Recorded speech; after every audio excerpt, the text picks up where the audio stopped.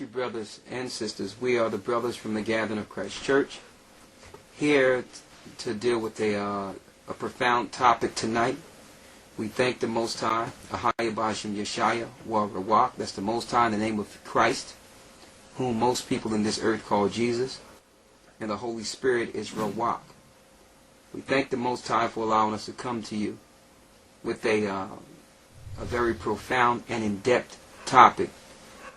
The topic this evening is the Satanic connection from Babylon to Rome to America. Through this teaching, a lot of mysteries will be uncovered. A lot of understanding will come through the Spirit of the Most High out of these scriptures. If you have a Bible and Apocrypha, you can follow us. We will attempt to bring forth understanding that have been hid from ages and generations, like it says in Colossians 1 and 26. We will attempt to show you that the worship in this earth is connected to ancient Babylon, and that these spirits were carried over from the beginning, from empire to empire, and that the gods we worship in this earth today are satanic, and that there's a small remnant in the earth, a very small remnant that's dealing with the truth of the Most High, that would understand and that would come to this knowledge. And we hope by these teachings that we can touch those elect. Also,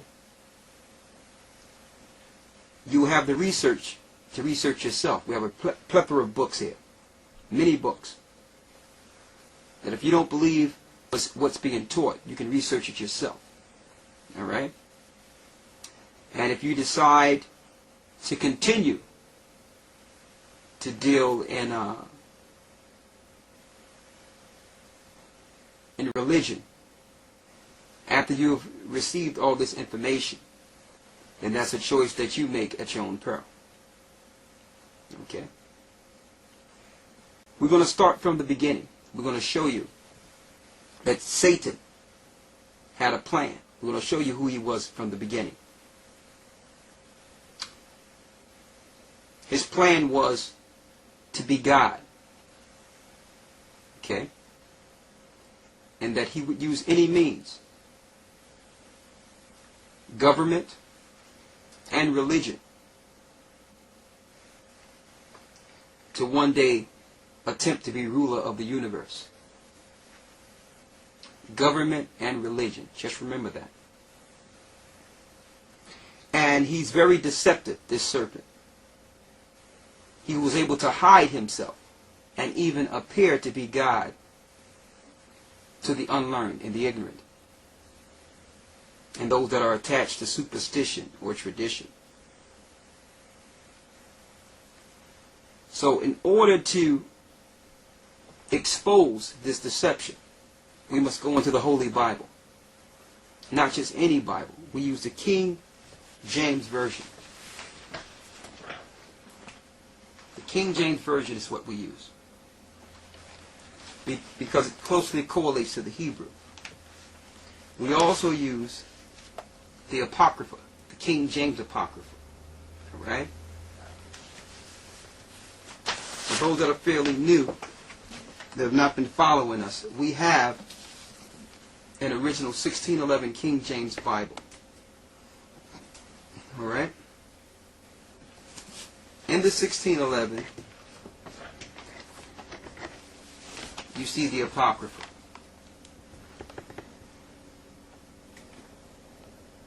So if you don't have an Apocrypha, you're not learning from a complete Bible.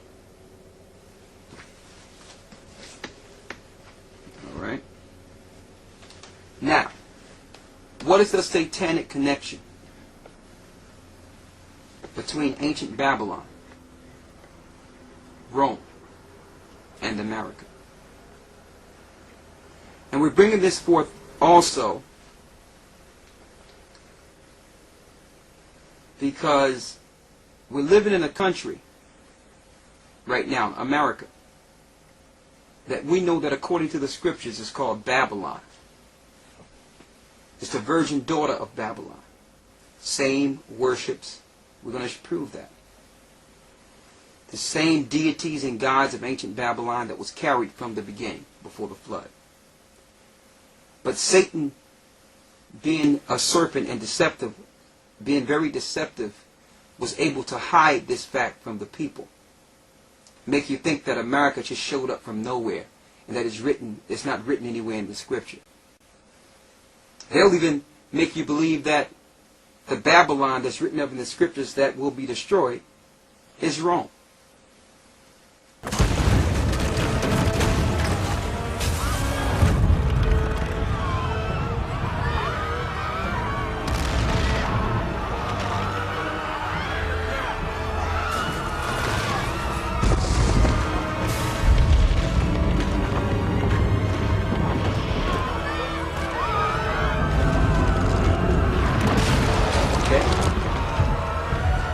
Show you beyond any shadow of a doubt that Satan moved from empire to empire. Alright? When people were worshiping and following Nimrod in the past, they were so deceived they thought they was following the Most High. We're going to show you.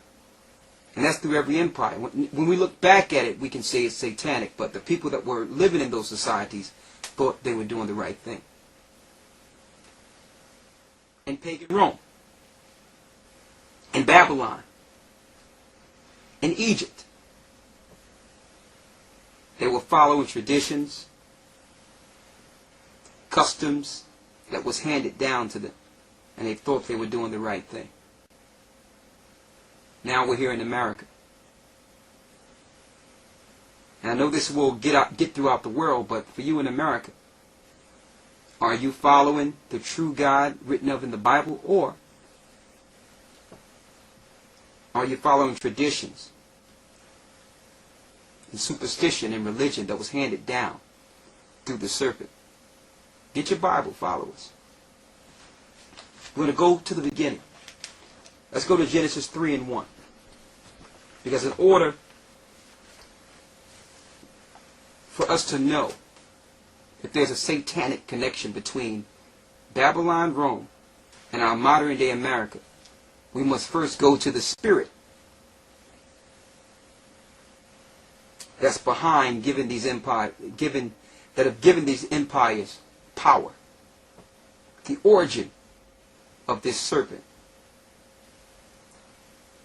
Genesis 3:1, read. Genesis 3:1. Now the serpent was more subtle than any beast of the field which the Lord God had made. And he said unto the woman, Yea, have the Most High said, Ye should not eat of every tree of the garden. So, we know the story. There's a tree of good and evil in the garden. The Most High told Adam not to touch this tree. That as long as he's on the earth, he must only eat from the tree. With the tree of life, it would make Adam immortal. But the serpent went to the woman. Okay? He sees an opportunity to get dominion in the earth. And said, you're not going to die. Because the Most High know if you go and eat this tree of good and evil, you'll be like gods. You go eat that tree of knowledge, you'll be like gods. To understand both good and evil. Alright? Deceptive. He didn't go to Adam, because Adam would have checked him. He went to Eve. And Eve took it to Adam. And through that, the serpent gained power in the earth. But that's him in the earth in the garden. Let's go to the 15th verse.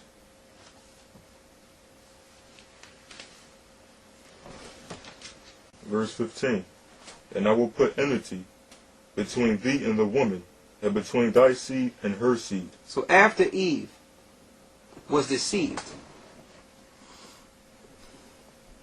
and fell to this serpent, this spirit, his spirit had an agenda.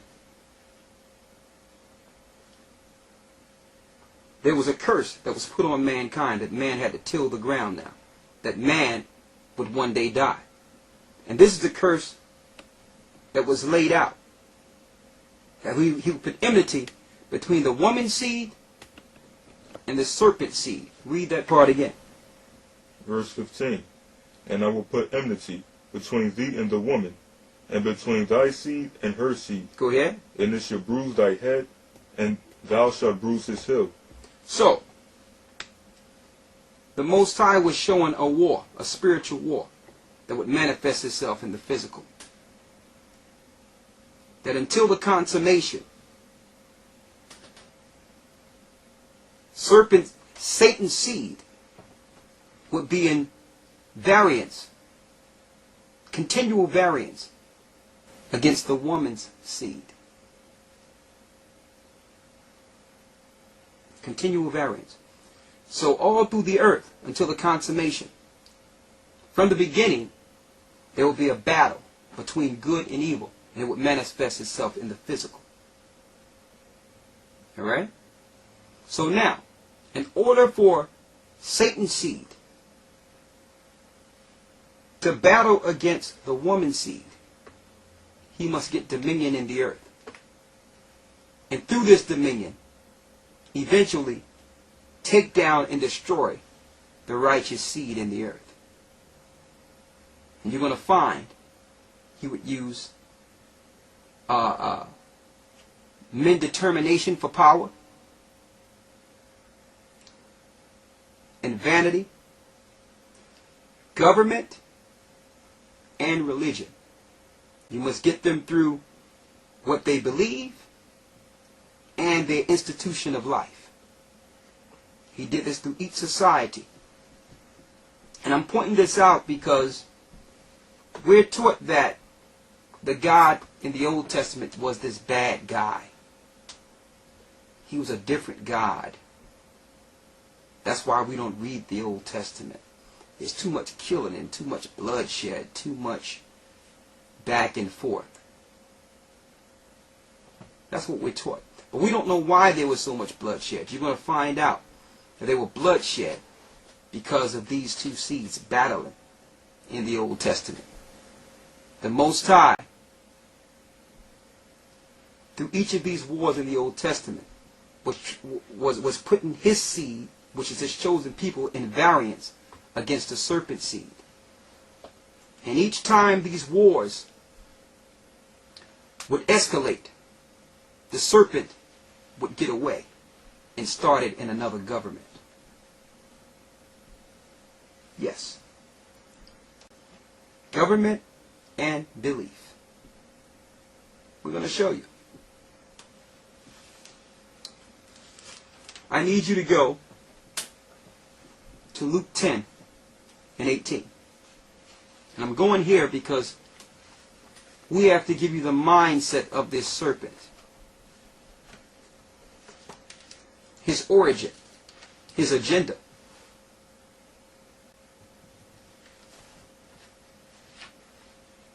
Luke 10 and 18.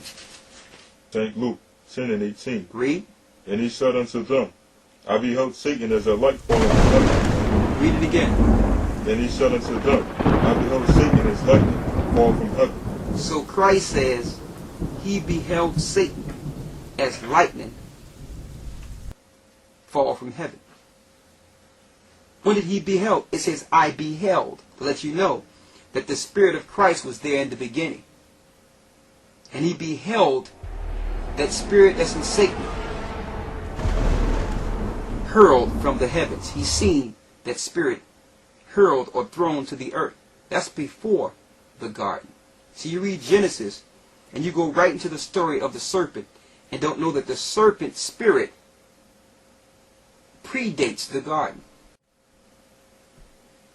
So when it says, let us make man in our image in Genesis, it was talking about the Son, Father, and the Holy Spirit. Christ was there in the beginning. when the heavens was made, his spirit. And he beheld Satan hurled to the earth as lightning. Why? We're going to show you why. So he didn't just creep up into the garden and had a problem with mankind for nothing. Okay? He had an agenda. There's a reason Satan wanted to attack and destroy the creation or the image of the Most High in this earth, because he had indignation against the Ancient of Days, the Most High Ahaya. Okay? So we're going to show you the serpent's true origin and why he's so adamant with killing and destroying and setting up governments to destroy in the earth. Let's get Ezekiel 28 and 12. Start at 2. Ezekiel 28 and 2. Ezekiel 28 and 2. Read. Son of man, say unto the prince of Tyrus, thus saith the Lord power, because thy heart is lifted up, and thou hast said, I am the Most High. I sit in the seat of the Most High, in the midst of the seas. Yet thou art a man, and not the Most High. Yet thou art a man, and not the Most High. Why does it say King of Tyrus? See, because since Satan is a spirit, in order for him to execute ruling the earth, he must entice man and set up kings and governments that would do his rule and power in the earth. He must use mankind. So the king of Tyrus, all these different kings, Pharaoh, you name them, were being utilized by Satan. Okay, and he said, and the spirit in the king Tyrus says that I am, and there's none else. So that's Satan claiming to be the Most High. The Most High name is I am. Go down to the 11th verse. And read from 11 to 17.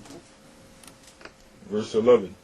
Moreover, the word of the Lord came unto me, saying, Son of man, take up a lamentation upon the king of Tyrus. Take up a lamentation upon the king of Tyrus, and say what? And say unto him, Thus saith the Lord power, Thou sealest up the sum, full of wisdom, and perfect in beauty.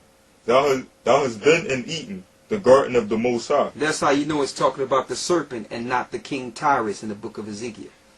Because the king Tyrus was not in the Garden of Eden, but the spirit that was controlling King Tyrus was in the Garden of Eden. The serpent. Read that verse again. Thou hast been in the garden Thou hast been in Eden, the garden of the Most High. Every precious stone was thy covering, the sardius, topaz, and the diamond, the beryl, the onyx, and the jasper, the sapphire, the emerald, and the carbuncle, the gold, the workmanship of the tabrets and the pipes was prepared in thee the day that thou was created. So the day that he was created, he was covered in all these different jewelry and diamonds. Lucifer was his name. The light. The morning star. Okay? He was covered in all types of jewels before he fell.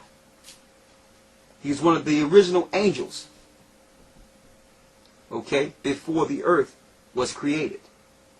Read. Verse 14. Thou art the anointed cherub that covereth. He says, Thou art the anointed cherub that covereth the mercy seat up in heaven. So there's two cherubs before the Most High, and Lucifer was one of them. It was Lucifer and Michael, the two holy cherubs in heaven before he fell. Read. And I have set thee so. Thou was upon the holy mountain of the Most High. He said, you was once up there at the holy mountain of the Most High. You was up there with the Most High at one point. Read. Thou hast walked up and down in the midst of the stones of fire. The stones of fire are the angels. So he had a place above the angels. He was up there, holy cherub, a leader of angels. Read. Verse 15. Thou wast perfect in thy ways from the day that thou was created, till iniquity was found in thee. Until sin was found in him. Okay? Lucifer wanted to be like the Most High. Lucifer wanted to disrespect the power that made him. Read. Verse 16. By the multitude of thy merchandise, they have filled the midst of thee with violence, and thou hast sinned. Therefore I will cast thee as profane out of the mountain of the Most High, and I will destroy thee, O covering cherub, from the midst of the stones of fire. So he was thrown out from amongst the stones of fire. The stones of fire are angels. The angels are made of pure fire. Okay? So Satan was kicked out and had a problem with this decision. So because of that, he made a promise. Go to Isaiah 14.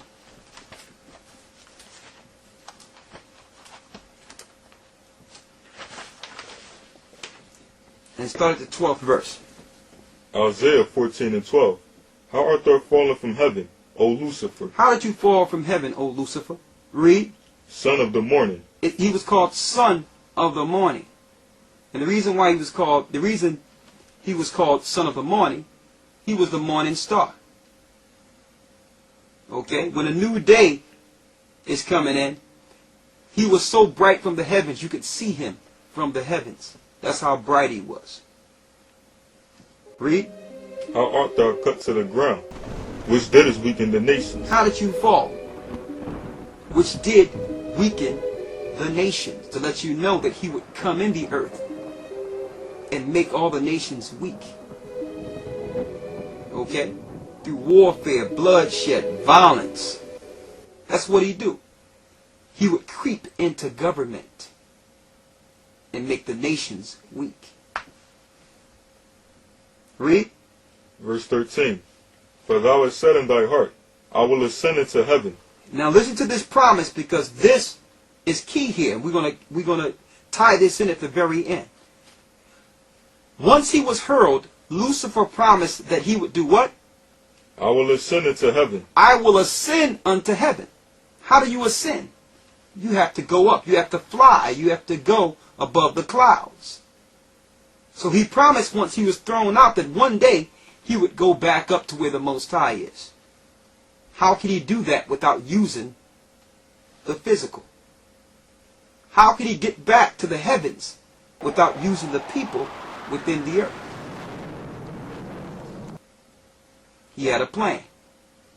Not only would he try to get back out into space, into the heavens, that he would use God's creation to help him fight against the Most High.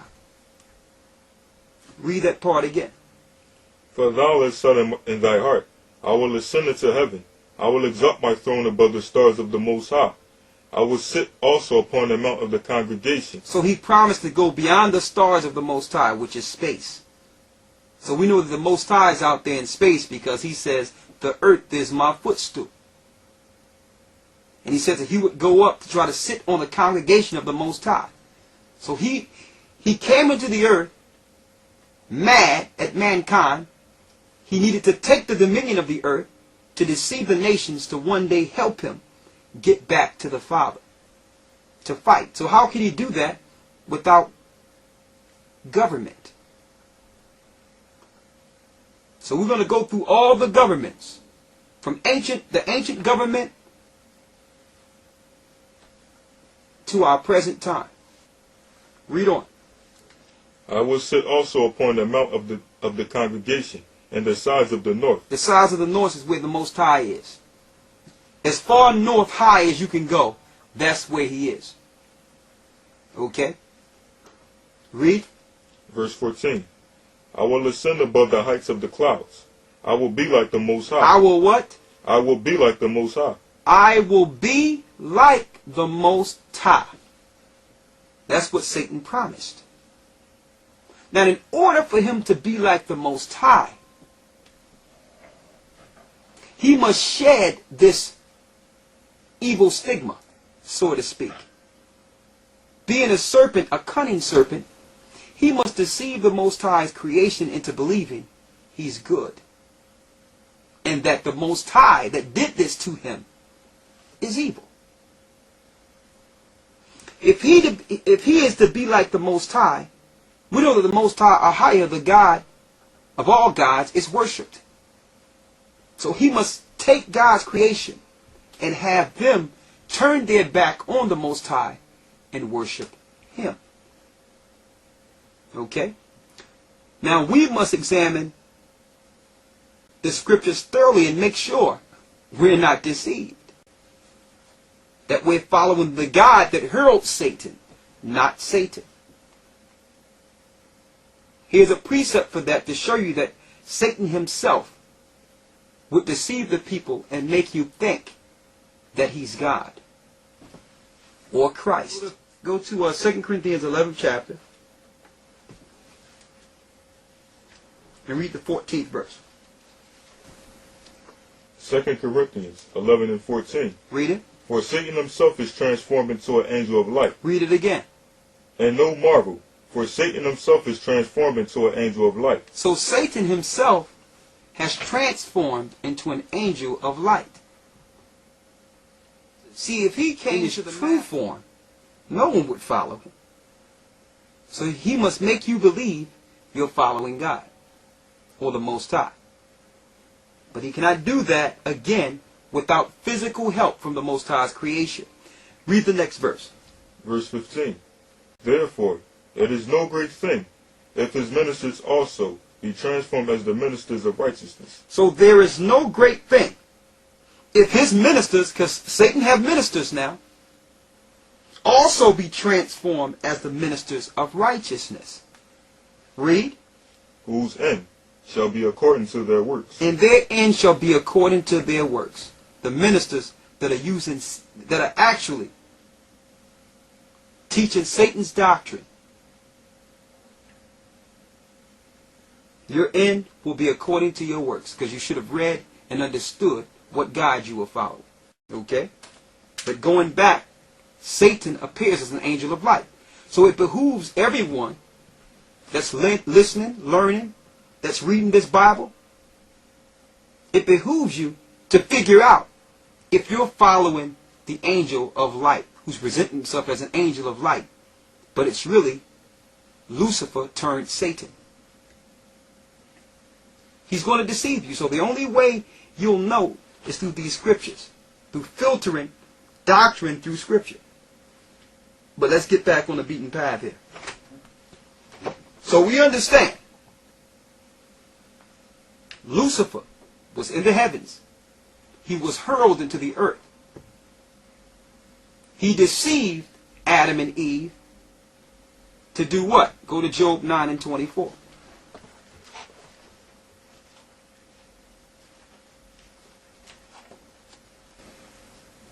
Job 9 and 24. The earth is given into the hand of the wicked. The earth is given into the hand of the wicked. Read. He covereth the face of the judges thereof. And the wicked will cover the face of the true judges. So because Adam fell, Satan got power over the earth. All dominion was given to Adam when you read that in Genesis, the first chapter. And in the second chapter, you see that he named all the animals. So because of Adam's fall, the earth was given to Satan. Now, he's dealing with a race for time. So before he's judged, he needs to deceive the earth with their participation and go back to the Father and take down the Father. That's his mindset. I know a lot of you thinking, well, who can do that? Well, he's the same spirit that tried to go against the Most High before. That's the spirit that we're dealing with here. Okay? And he don't care. If every man and woman die for him to achieve this mission, then he don't care about that either. He don't care. Okay, so the earth was given into the hand of the wicked. He deceived Adam and Eve in the garden. Therefore, there's a war in the earth, a spiritual war, that's materialized in the physical against the seed that would come through the Most High and the Most High's people and the serpent seed in the earth.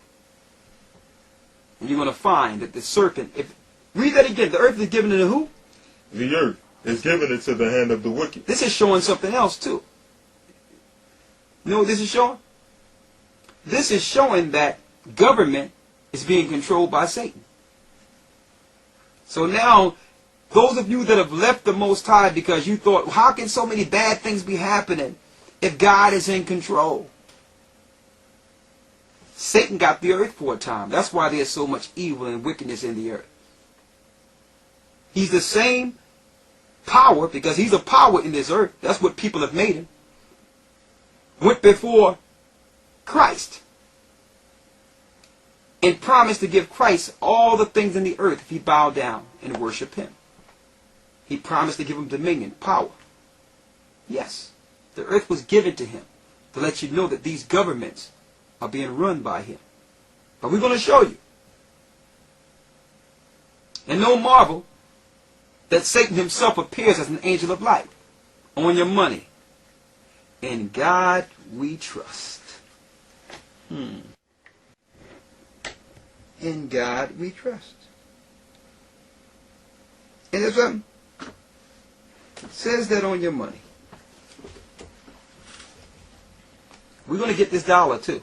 We're going to go into it. In God we trust. No marvel that Satan himself appears as an angel of light. Okay. Now we're going to Genesis the sixth chapter here. Genesis 6, you there? Mm-hmm. And we're going to show you the beginning of how the serpent seed would come into the earth. And this seed will be at variance against the woman's seed. Read Genesis 6 and 1. Genesis 6 and 1. And it came to pass, when men began to multiply on the face of the earth, and daughters were born unto them, the sons of the Most High saw the daughters of men, that they were fair. These sons of the Most High are angels. They saw the daughters of men, that they were fair. Okay? Good looking. These are angels looking at women. Now, how do you know this is angels and not people? When you look at the first verse, and it came to pass when men began to multiply on the face of the earth.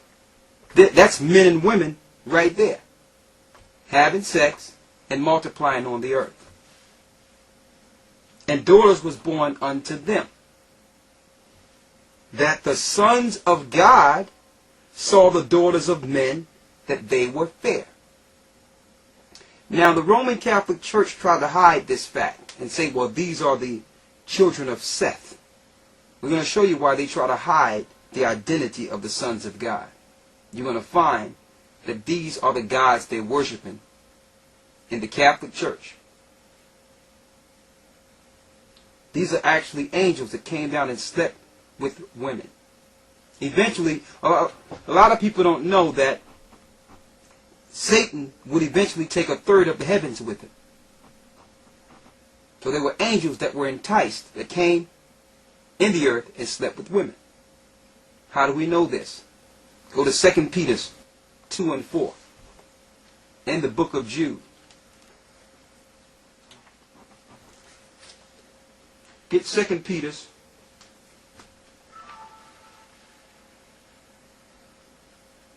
2 and 4.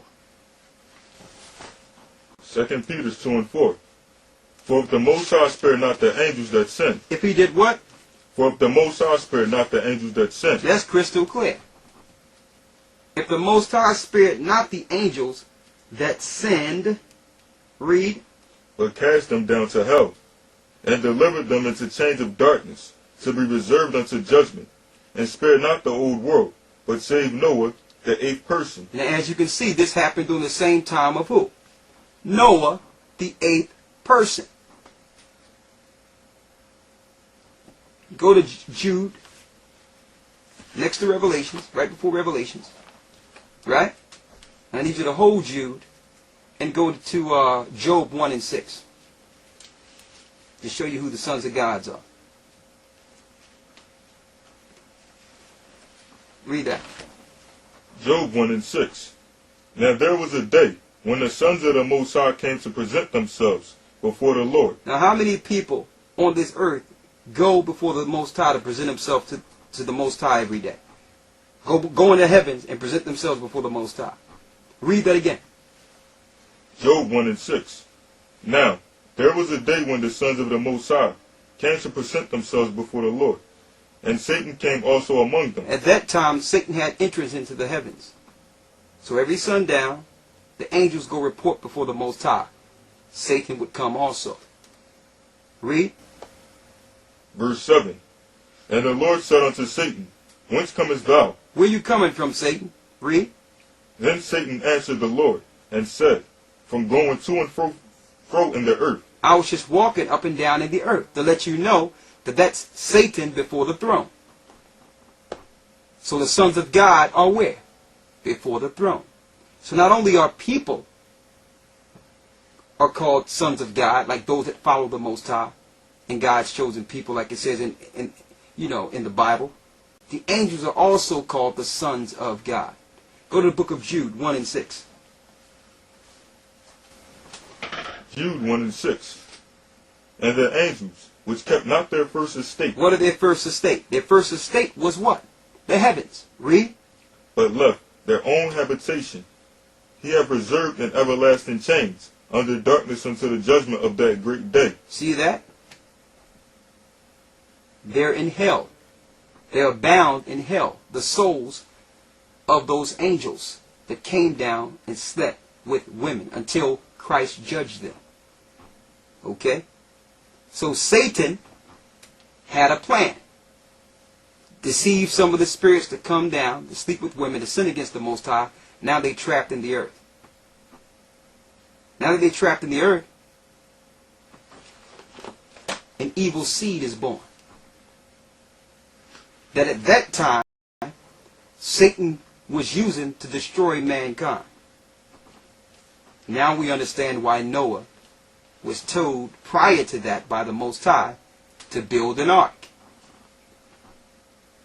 Go back to Genesis 6. Read it again. Start at the first verse. Genesis 6 and 1. And it came to pass, when men began to multiply on the face of the earth, and daughters were born unto them, that the sons of the Most High saw the daughters of men, that they were fair, and they took them wives of all which they chose. So they went and took themselves wives. Read. Verse 3. And the Lord said, My spirit shall not always strive with man, for that he is also flesh. Yet his days shall be 120 years. Go ahead. Cutting the life expectancy of humans. Read. There were giants in the earth in those days. There was what? There were giants in the earth in those days. Here's the children of those angels. They're called Nephilim, Nephilim. Okay? Satan's seed. A seed through sin that would be at variance against the woman's seed. There were what? There were giants in the earth in those days, and also after that, when the sons of the Most High came unto the daughters of men, and they bare children to them. So even after that, let's know after the flood, they materialized too. Read that last part. They did what? And they bare children to them. They gave children to these women. Read.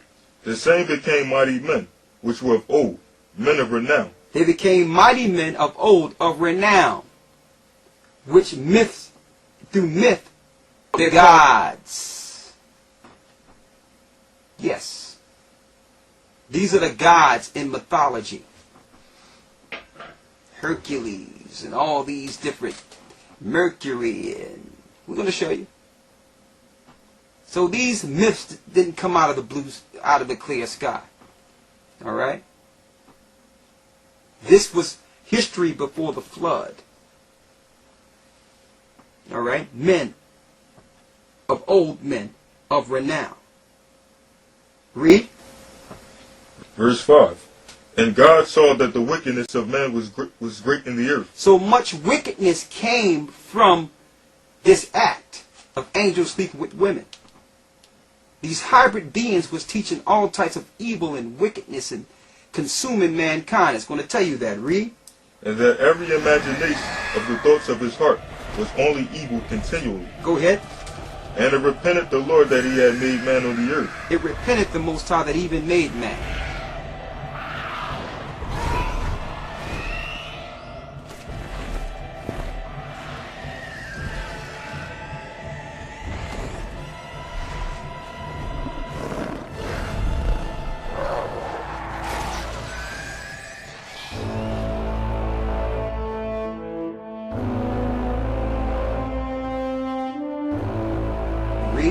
And it grieved him at his heart. And the Lord said, I will destroy man, whom I have created from the face of the earth, both man and beast, and creeping things, and the fowls of the air, for it repented me that I have made them.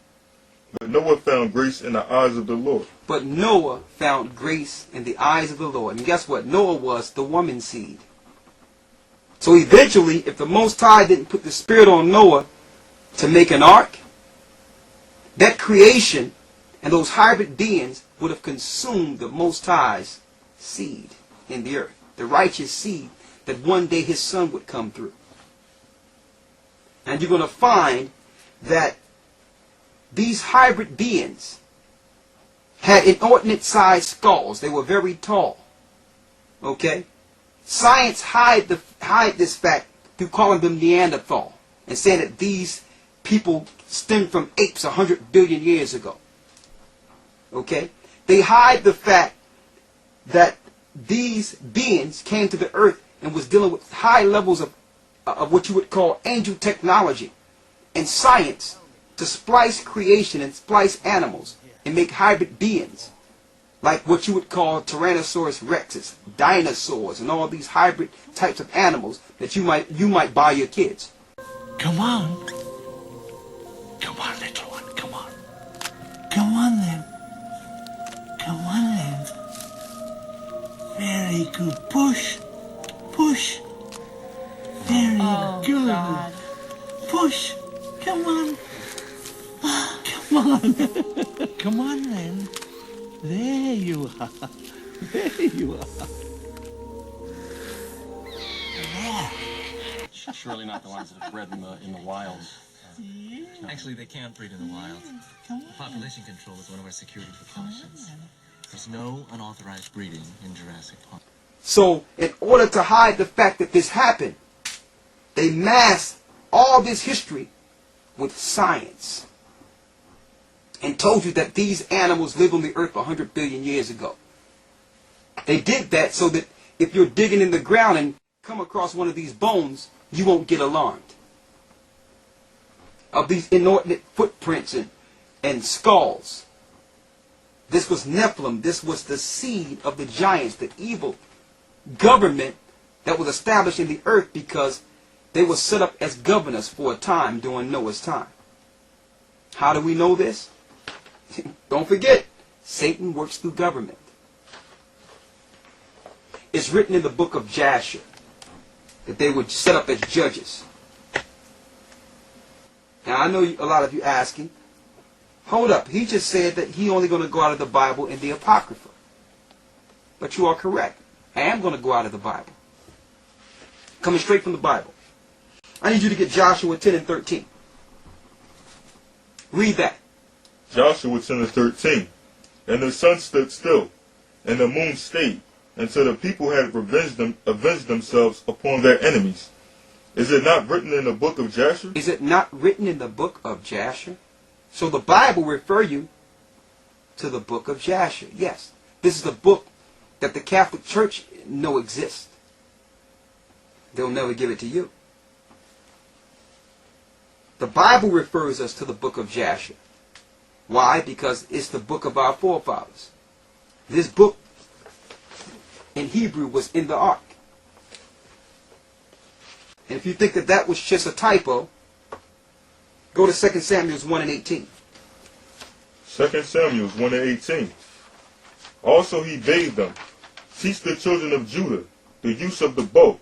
Behold, it is written in the book of Jasher. It is written in the book of Jasher. It was translated out of the original Hebrew.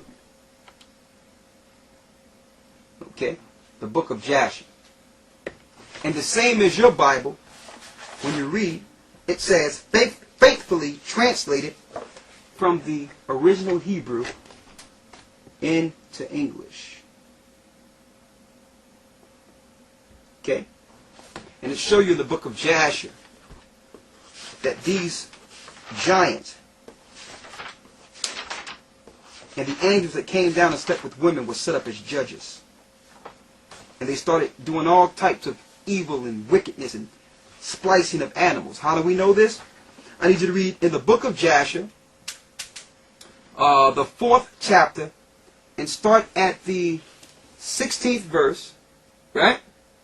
And read down to the 19th verse. Read it. Jasher 4:16. And all the sons of men departed from the ways of the Lord in those days, as they multiplied upon the face of the earth, with sons and daughters.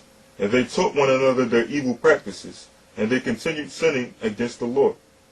And every man made unto himself a god. He made himself a what? Unto himself a god. They started dealing with idolatry and making gods to themselves before the flood. Now we understand why the Catholic Church is hiding the fact that these were actual angels. Because look how many idols and gods they worship up in their church. They even worship dead people. Read.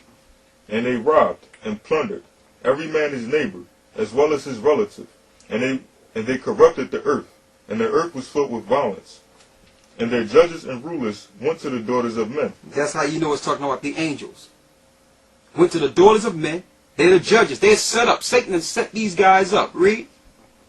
And their judges and rulers went to the daughters of men, and took their wives by force from their husbands, Go ahead. according to their choice. They committed adultery. Not only did they choose women, these were other men women.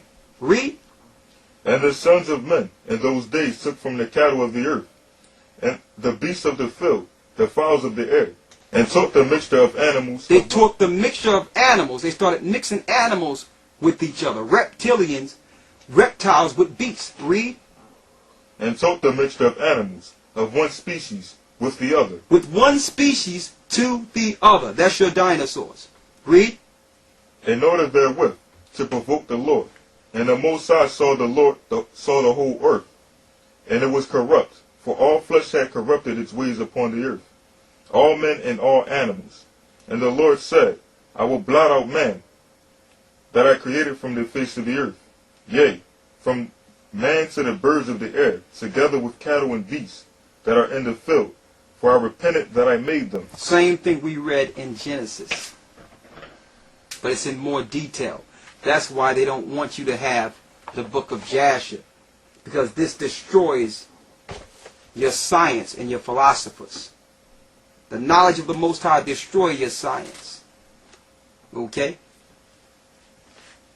That's where your dinosaurs come from. So the Most High had to put the spirit on Noah to save the woman's seed. Alright? Now, got away. Noah got away with his children, but Satan, here it is, he's still on the earth. So he had to work on the other side of the flood. So he had to get into someone else to start his cycle again, to one day destroy the woman's seed. With Nimrod, that while he was said to be the inventor of fire, He was said to be the inventor of fire. So he was using fire as weaponry. Read. he was also regarded as the first that gathered mankind into communities. He was the first to gather mankind into communities. Read. Along with the sun, as the great fire god, and in due time identified with him, was the serpent worshipped. Hold up. It says the sun as the fire god. Read that part again, the last part you read. Along with the sun, as the great fire god. The sun as the great fire god. So he actually instituted the worshiping of the sun, or the acknowledgement of Sunday. And don't forget, this is the beginning here. This is way in Genesis. This is way before Constantine and the Catholic Church and the Romans. Read on. Was the serpent worshipped. Was the what worship? was the serpent worshipped. So who gave Nimrod his power? The serpent from the garden. Read on. In the mythology of the primitive world, the serpent is universally the symbol of the sun. In Egypt, one of the most commonest symbols of the sun or sun god is a disc or a serpent around it. I need you to show the image of the serpent that was worshipped during ancient Babylon.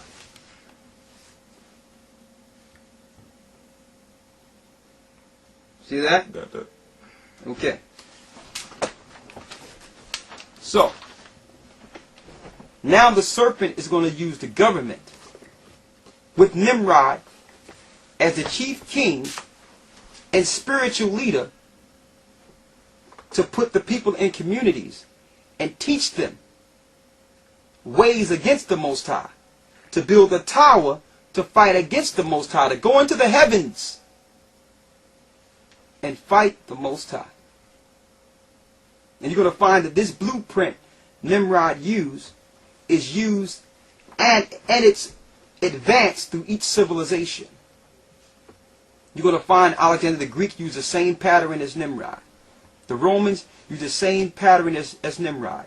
America used the same pattern as Nimrod. Control the communities, control their thinking, and help them build. Join their armies, join their armed forces, join their, their lifestyle, to eventually use all your spirit and your force to get out in space and fight against the Most High. And while you're doing it, you're worshiping the serpent. We're going to bring it all together. Let's go into Nimrod real quick. Go to Genesis 11. Start at the first verse. Let's read a little quicker so we can get through it. Genesis 11:1. And the whole earth was of one language and of one speech. And it came to pass as they journeyed from the east, that they found a plain in the land of Shinar, and they dwelt there. And they said to one another, Go to, let us make brick and burn them thoroughly. And they had brick for stone, and slime had they for mortar.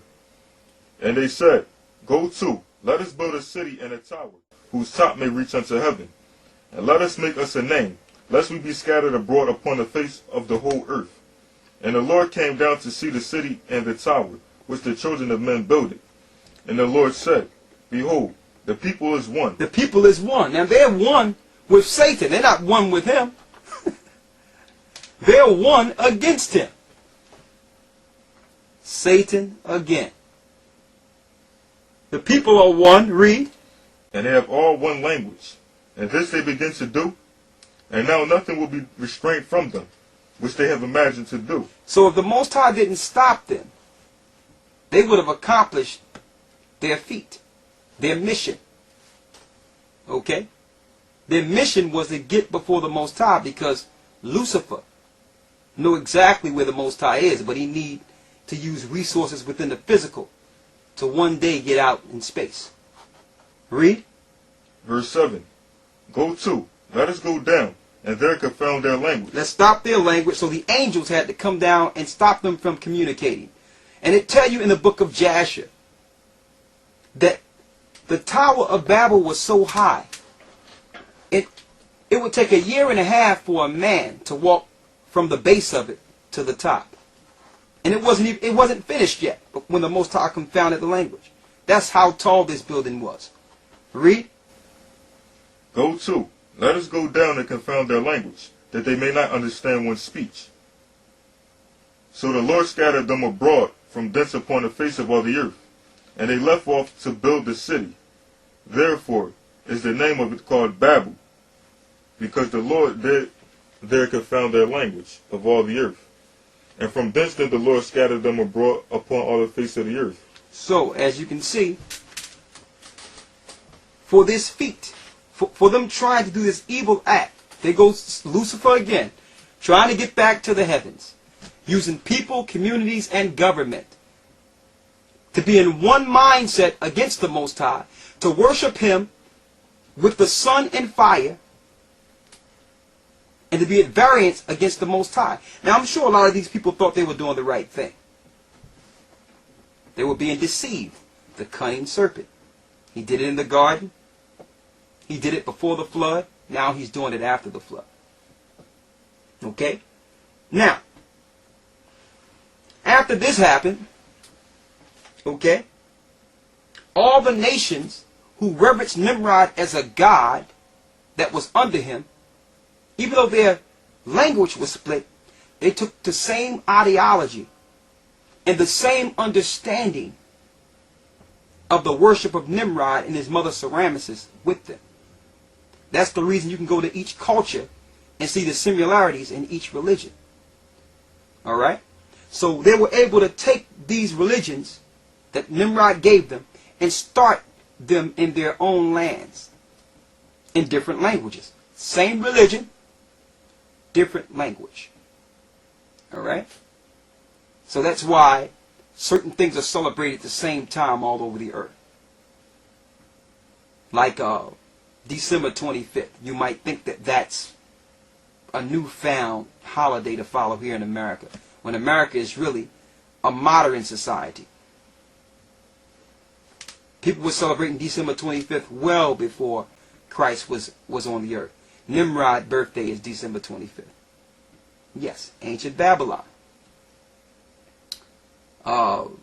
You name it. I'm going to go into a few of those. I have it right there in front of me.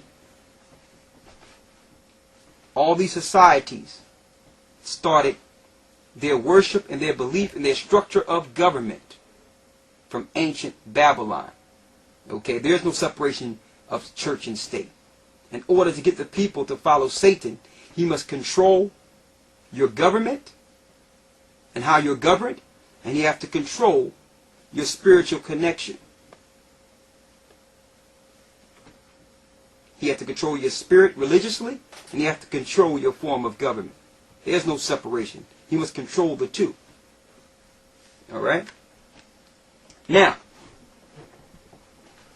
going along, it went into Egypt. We're not going to go all the way into Egypt right now. We're going to say that for another time.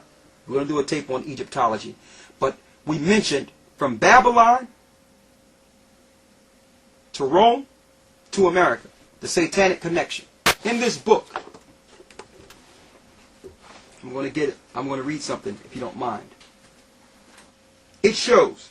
That's how you know it. This is the reason. This is how you know that it's talking about that all the nations, that were at the tower took the same worship, because they all had the Madonna, which is Semiramis, Nimrod's mother, and the virgin baby.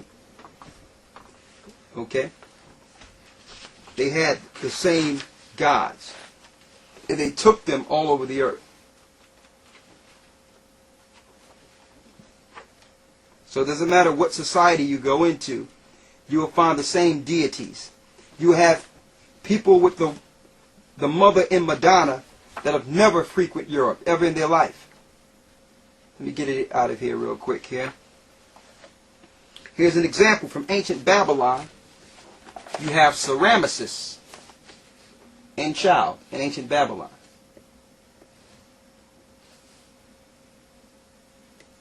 Okay? And the same in India. See that? Same in India, these figures.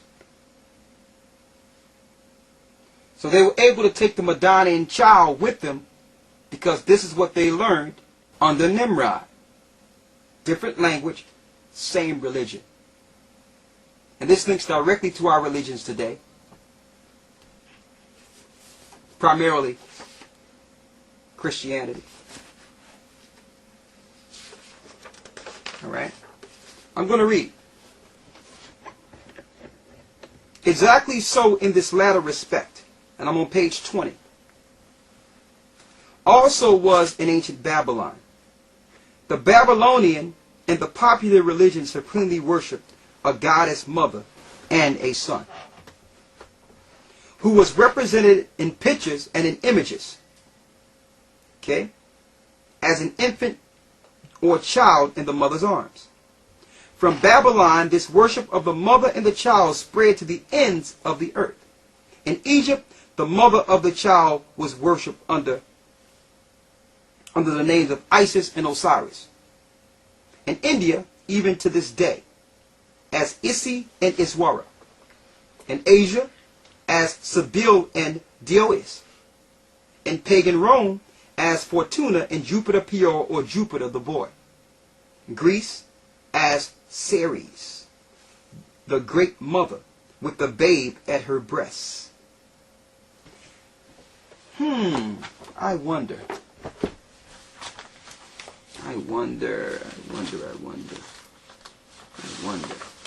In ancient Babylon, I see the goddess, the pagan goddess, a star, holding a torch.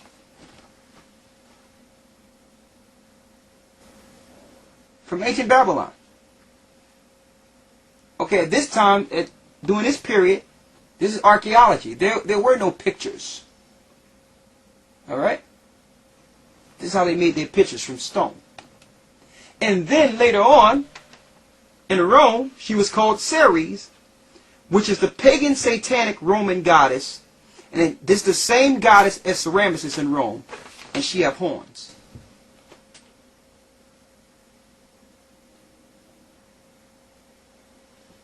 And lo and behold, the French sent her to us, or America, in 1886.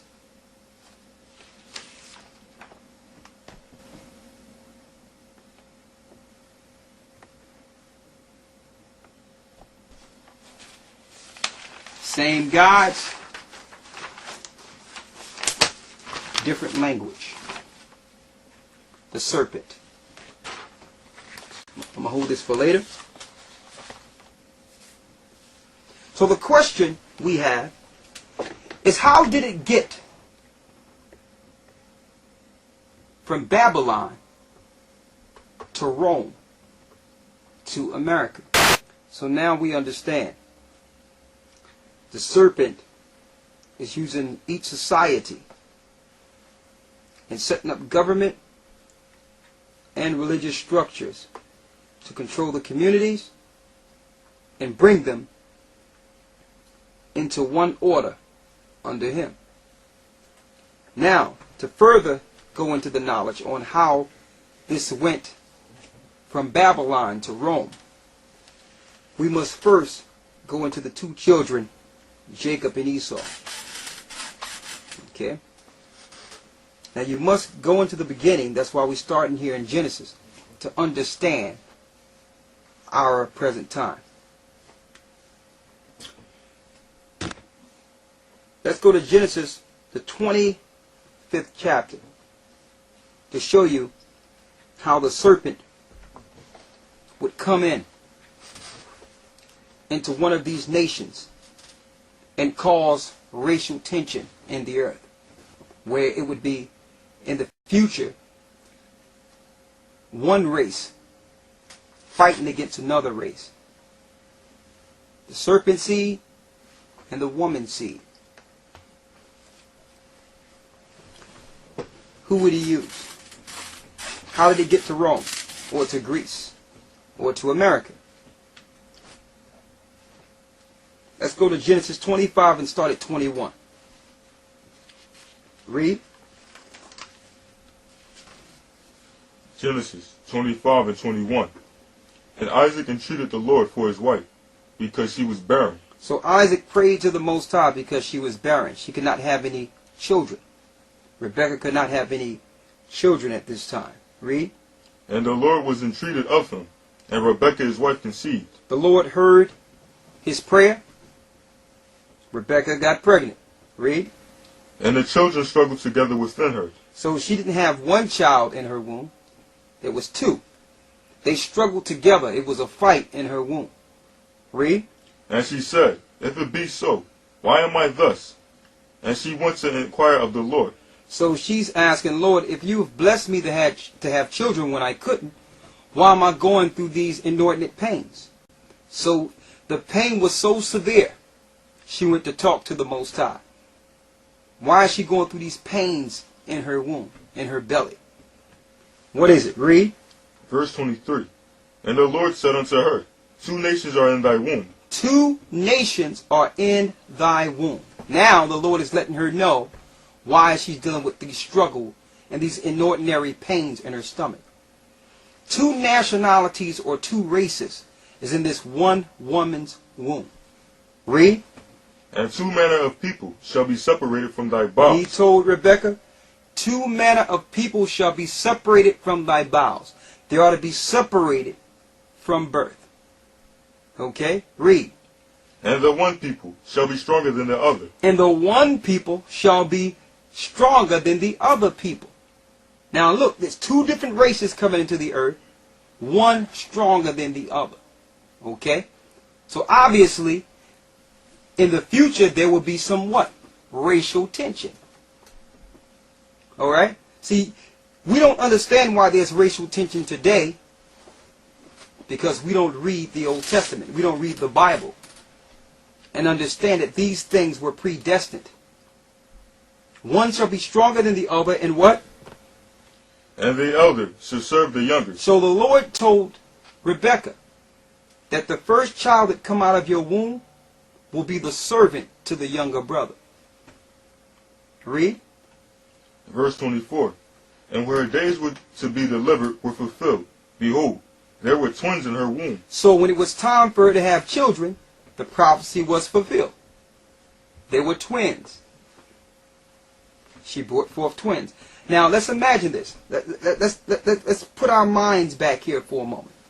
Now we know that usually the first child that's born is the heir to the inheritance of his father. But the Lord was doing something different here. He said the elder shall serve the younger.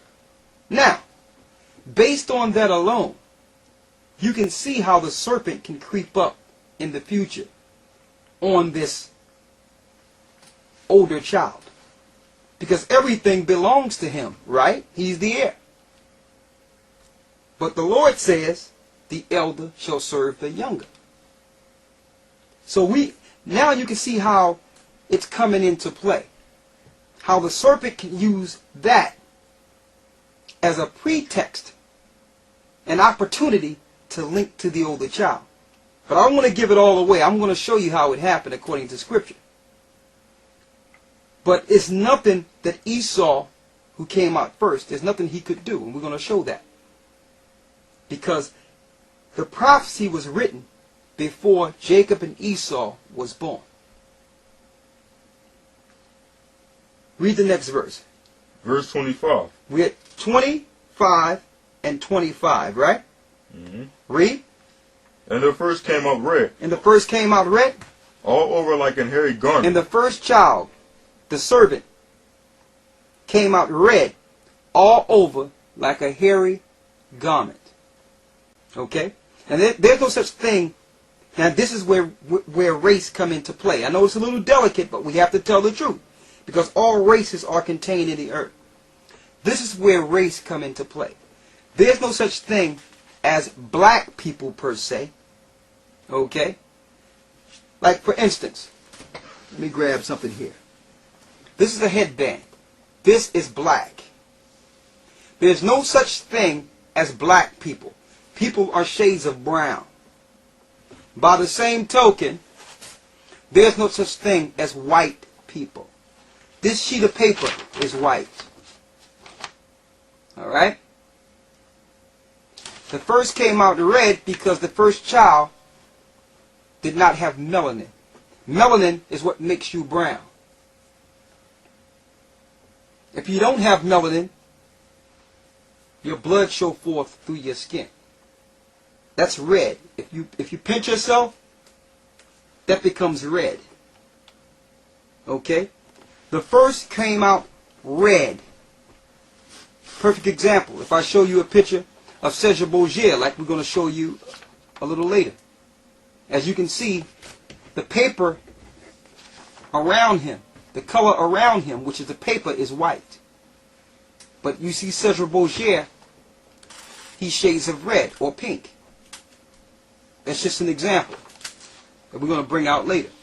So the first, now this is a phenomenon in the earth. This is the first time and the first and only time where 2 different nations are going to come out of the same woman. So when her days were to be delivered, there were twins in her womb. And the first came out red all over like a hairy garment. And they called his name who? And they called his name Esau. That's Esau. That's the first brother. That is the father. That is the father of the purebred Idumean or Edomite or Caucasian race. Read on. Verse 26. And after that came his brother out. It says, and after that came his brother. And what was his name? And his hand took hold on Esau's heel. And his hand took hold of Esau's heel. Read. And his name was called Jacob. And his name was Yaquab or Jacob. Alright? So now, as you notice, the Bible did not describe the color of Jacob. Why? Because Jacob looked exactly like the other people in the earth. There was no need for description. But because there was a new race coming into the earth, diverse or different, in a different mannerism from the people before it, the Bible had to identify the different child. Okay? The first came out red all over like a hairy garment, and they called his name Esau. Alright? Don't forget, the Bible says that Esau was to be the servant. After his brother came out. And it says, and Jacob's hand took hold of Esau's heel. So what do that represent? Okay? Is that an analogy? Let's see. Go to the Apocrypha and get 2nd Esau'S out of the Apocrypha. You have it in here? Mm-hmm. Okay. You have a Bible with the Apocrypha in it right here. Read 2nd Esau'S 6, 8, and 9 to give the precept on what that means that Jacob took hold of Esau's heel. Now you have to understand how this works. The head or the crown is the beginning. The heel is the end. The head is the beginning that comes out. The heel is the end. 2nd Esau'S 6, 8, and 9. Read that. 2nd Esau'S 6 and 8. And he said unto me, from Abraham unto Isaac, and Jacob and Esau were born of him. Go ahead. Jacob's hand held first the heel of Esau. Jacob's hand held first the heel of Esau. You know, his foot is the end. Why? Read. Verse 9. For Esau is the end of the world. For Esau is the end of the world. So that's showing, according to Scripture, who would be ruling at the end of the world. We're at the end of the world. And we know that after this rulership, Christ will bring Jacob's rulership or Israel's rulership in the earth. It's going to read it. Read on. And Jacob is the beginning of it that followeth. And Jacob is the beginning of it that followeth. To show you that it will be a change of hands or change of dominion without separation. The hand was connected to the heel. So as soon as Esau's power or kingdom fall, Jacob's is next without separation. So when Christ come back, he's bringing forth Jacob's kingdom. That show you that Esau is the end of the world, identifying who are the children of Esau, according to the Bible. Go back to Genesis 25. Because just like we mentioned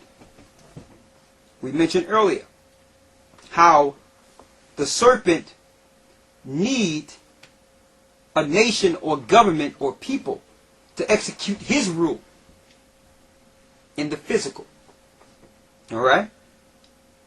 Now we're going to show you how this happened here. Go back to Genesis 25 and finish reading. Because it's going to show you some attributes of Jacob and Esau. Okay? Read. Verse 27. And the boys grew.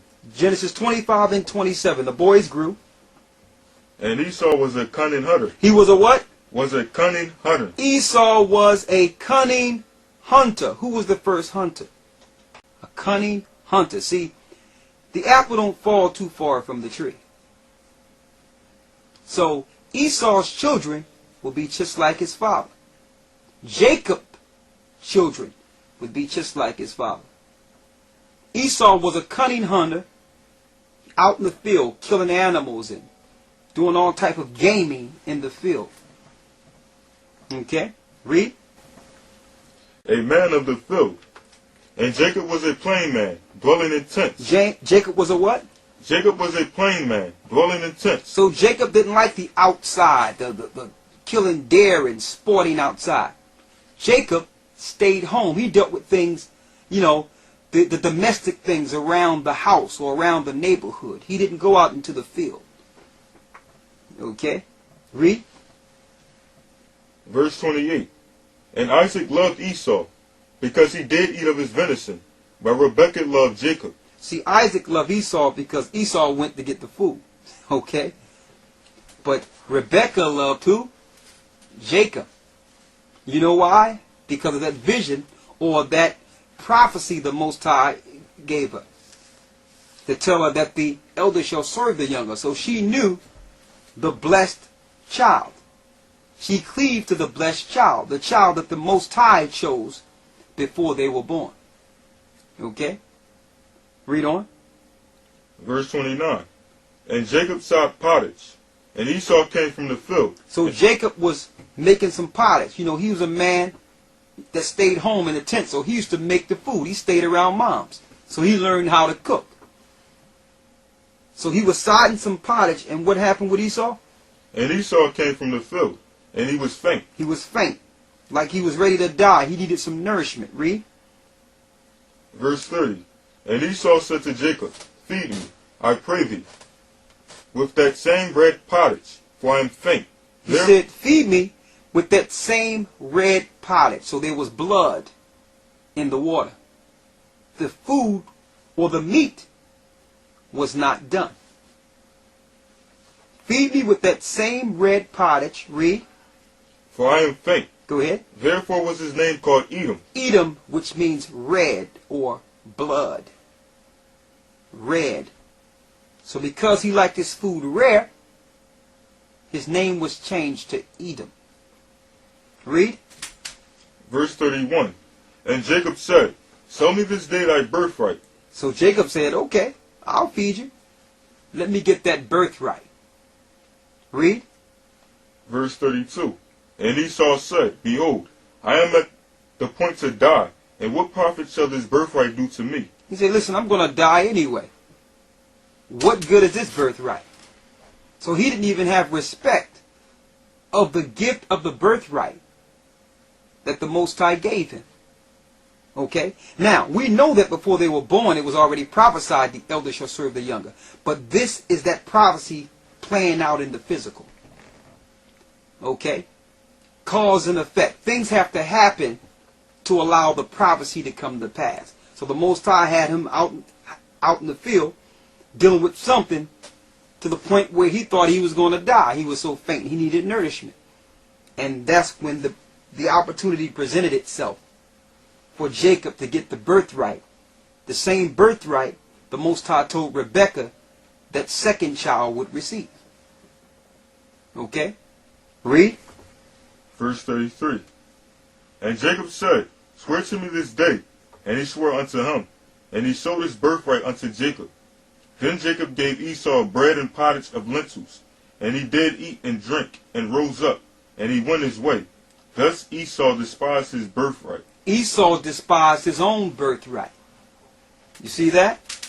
So now the prophecies are being fulfilled. Jacob, which is the future father of the Israelites, now have the birthright.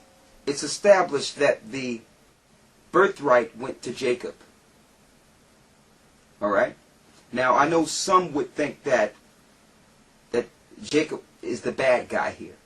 He deceived him. He tricked him into getting the birthright when it didn't belong to him. All right? But when you read Genesis, it distinctly tells us that the prophecy of the birthright would go to Jacob. Don't forget, Rebekah was told the elder shall serve the younger. The older, or the elder, is Esau. He was meant to be a servant to Jacob, his younger brother. So this was just a scenario played out to allow that prophecy to be fulfilled. So, but in case you think that, because it is taught in Christian churches today, and I'm going to show you why later, why they teach that Jacob was a deceiver and he was wrong, and they call him the deceiver in churches. When in the New Testament it tells us why the Most High set a scenario for Jacob to get the birthright. Go to Romans, the 9th chapter, and read. Let's start at the 11th verse. Romans 9 and 11. For the children. Start at the 10th verse. And you follow us. Read. Verse 10. And not only this, but when Rebekah also had conceived by one, even by our father Isaac, for the children being not yet born, neither having done any good or evil. It says the children being not yet born, neither having done any good or evil. So it was told to Rebekah before they were born. Before Jacob side pottage. Before Esau was in the field, it was said to her what? That the purpose of the Most High, according to election, might stand. That the purpose, according to election, might stand. The Most High elected Jacob before he was born to get the birthright and the blessing. So we can't look at the scenarios that allow that to happen and point to that and say that Jacob is wrong. Read. Not of works. Not of works. It's nothing they did, but what? But of him that calleth. But of him that calleth. It's the Most High that called Jacob to be the chosen. Read. It was said unto her, the elder shall serve the younger. It was said to Rebekah, the elder shall serve the younger. The pottage was just a scenario to allow that prophecy to come to pass.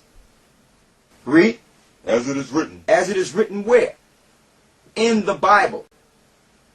In the book of Malachi. What's written? Jacob have I loved, but Esau have I hated. Jacob have the Most High loved, but Esau have he hated. Okay? Now he loved Jacob because he gave his laws, statutes, and commandments to Jacob. In the Old Testament, Jacob is called the Most High's woman. Okay? He's a wife of the Most High. Why? Because these are the people the Most High will give his laws, statutes, and commandments to execute his power in the earth, to show the earth righteousness. It says, Esau have I hated, because Esau was the reverse of Jacob. Esau is setting up things contrary to the laws of the Most High, and we're going to show that. The serpent seed and the woman seed. We're going to show that. Okay? So it's not of works, but the Most High that calleth. He chose one. And some of you might feel a certain type of way about that and say, well, that's not right. Hold up. Even the image of the Most High, which are humans, have choice. Okay? I decided to put a white shirt on this evening. Now, I have different color shirts in my closet. But because the shirts belong to me, I can choose what shirt I want to put on. The yellow shirt can't jump out of my closet and say, why you didn't wear me? I own the white shirt and the yellow shirt and the red shirt and the green shirt. So the other shirts can't come and say, why don't you wear me? I chose my shirt. So if we can choose, cannot the Most High? So that means the Most High have put attributes in the image of him that he didn't even give himself. Okay? So yes, the Most High do choose. And you're going to find out through that choice that Lucifer, or Satan, that's who he is now, used this scenario between these two children as a pretext to link to the hurt child. To link to the child that was hurt, that felt deprived, because he felt deprived when he was hurled. To bring forth government and religion. Since the Most High didn't want to give Esau the blessing and the birthright, Satan promised him the world and to hand Jacob over to him if he would serve and set up a world for Satan so that the people could worship Satan. We're going to prove that. That's where your pagan beliefs come in at. He couldn't do it with Nimrod. Nimrod was finished. He tried it before the flood. The Most High flooded the earth. He tried it with Nimrod after the flood. The Most High split the tongue. Now, Satan is trying it again. I'm going to show you. He can only link into you if you are emotional or if you're dealing with some type of hatred towards your brother. And you're going to find that Satan linked in with Esau. And we're going to show you the point that he linked into him. Okay? We're going to show you that point. He linked into Esau to set governments and a structure in the earth where Satan could rule and be worshipped as the Most High. But let's get to the blessing to show you why Esau got so angry or became so angry. Go to Genesis 27:1. Start at the first verse. Read. Genesis 27:1. And it came to pass that when Isaac was old, and his eyes were dim, so that he could not see, he called Esau his eldest son, and said unto him, My son. And he said unto him, Behold, here am I. And he said, Behold now, I am old, I know not the day of my death. Now therefore, take, I pray thee, take weapons, thy quiver, and thy bow, and go out to the field, and take me some venison, and make me savory meat, such as I love, and bring it to me, that I may eat, that my soul may bless thee before I die. And Rebekah heard when Isaac spake to Esau his son. And Esau went to the field to hunt for venison, and to bring it. And Rebekah spake unto Jacob her son, saying, Behold, I heard thy father speak unto Esau thy brother, saying, Bring me venison, and make me savory meat, that I may eat, and bless thee before the Lord before my death. Now therefore, my son, obey my voice according to that which I command thee. Go now to the flock and fetch me from thence 2 good kids of the goats, and I will make them savory meat of thy father, such as he loveth. Now let's show this. Examine this for a second. All right. She overheard Isaac telling Esau to go make some meat. So Esau go to hunt. Right? She overhear this and go get Jacob and say, No, Jacob, I'm going to make this food for you just the way your father loved it. Right? Now just examine this for a second. Some of you might think she's wrong for doing this. But why is Rebekah doing this? Remember the children struggling in their womb? And she went and asked the Most High, why is this pain so hard? Why is this why am I hurting like this? And the Most High says, 2 nations are in thy womb. There's a fight in your womb, woman. And the elder child shall serve the younger. They was fighting so much that even at the end, when it was time for her to deliver the baby, he had his hand on Esau's heel. They was fighting in the womb the whole time. And the Most High told her, listen, the elder shall serve the younger. Yes. So now, she's helping the prophecy be fulfilled. She cannot let Esau come back with that venison and get the blessing, knowing that the Most High gave her the information to know that that blessing belonged to her son Jacob. Now, why didn't Isaac know this? Because the Most High didn't tell Isaac. He told Rebekah. Okay? Read. Verse 11. And Jacob said to Rebekah his mother, Behold, Esau my brother is a hairy man, and I am a smooth man. He said, but hold up, I'm smooth. Esau is hairy. I'm not going to be able to get away with this. What did the mother say? Verse 12. My father peradventure will fill me, and I shall see to him as a deceiver. And I shall bring a curse upon me, and not a blessing. Go ahead. And his mother said unto him, Go ahead. Upon me be thy curse, my son. She said, let the curse be on me. She knew everything was going to be all right. Because the Most High told her before the children were born. Read. Only obey my voice, and go fetch me them. And he went, and fetched, and he brought them to his mother. And his mother made savory meat, such as his father loved. And Rebekah took goodly raiment of the eldest son Isaac, which were with her in the house, and put upon them Jacob her son. And she put the skins of the kids of the goats upon his hands, and upon the smooth of his neck. And she gave So that's how hairy this guy was. Esau was so hairy that she had to take fur off of skin and put it on Jacob's hands. That was a hairy guy. Read. Verse 17. And she gave the savory meat and the bread, which she had prepared, into the hand of her son Jacob. And he came unto his father and said, My father. And he said, Here am I.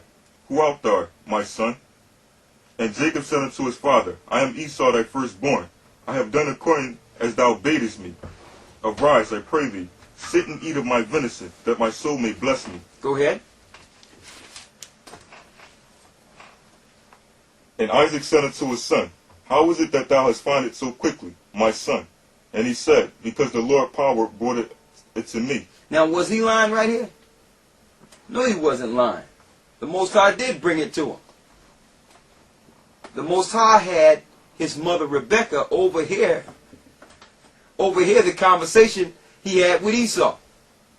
And the Most High made it so that he could get this blessing, because it was promised before the children was born. I'm going to keep repeating that, because it's taught in the Christian church. They try to make Jacob out to be this deceiver or liar. They call him in the Christian church Jacob the deceiver. When the Most High promised Jacob and his children everything in the earth before they were born. Read. Verse 21. And Isaac said unto Jacob, Come near, I pray thee, that I may fill thee, my son, whether thou be my very son Esau or not. Go ahead. And Jacob went near unto Isaac his father, and he felt him and said, The voice is Jacob's voice, but the hands are the hands of Esau. Go ahead. And he discerned him not, because his hands were hairy, and his brother Esau as his brother's Esau's hands. So he blessed him. And he said, Art thou my very son Esau? And he said, I am. Go ahead. And he said, Bring it near to me, and I will eat of my son's venison, that my soul may bless thee. And he brought it near to him, and he did eat. And he brought him wine, and he drank.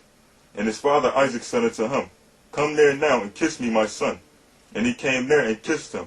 And he smelled the smell of his raiment, and blessed him, and said, See, the smell of my son is as the smell of a field, which the Lord hath blessed. Therefore the Most High give thee the dew of heaven, and the fatness of the earth, and plenty of corn and wine. Let people serve thee, and nations bow down to thee. Be Lord over thy brethren, and let thy mother's sons bow down to thee. Man, that's a blessing right there. Read.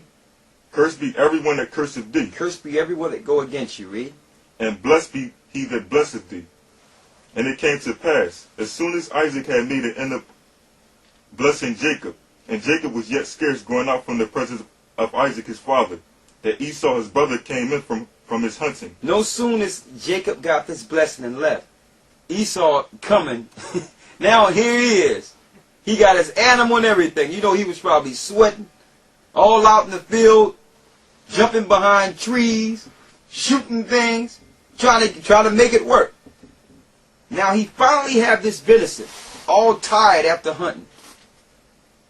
And what do we have to show for it? Read the next verse. What verse are you at here?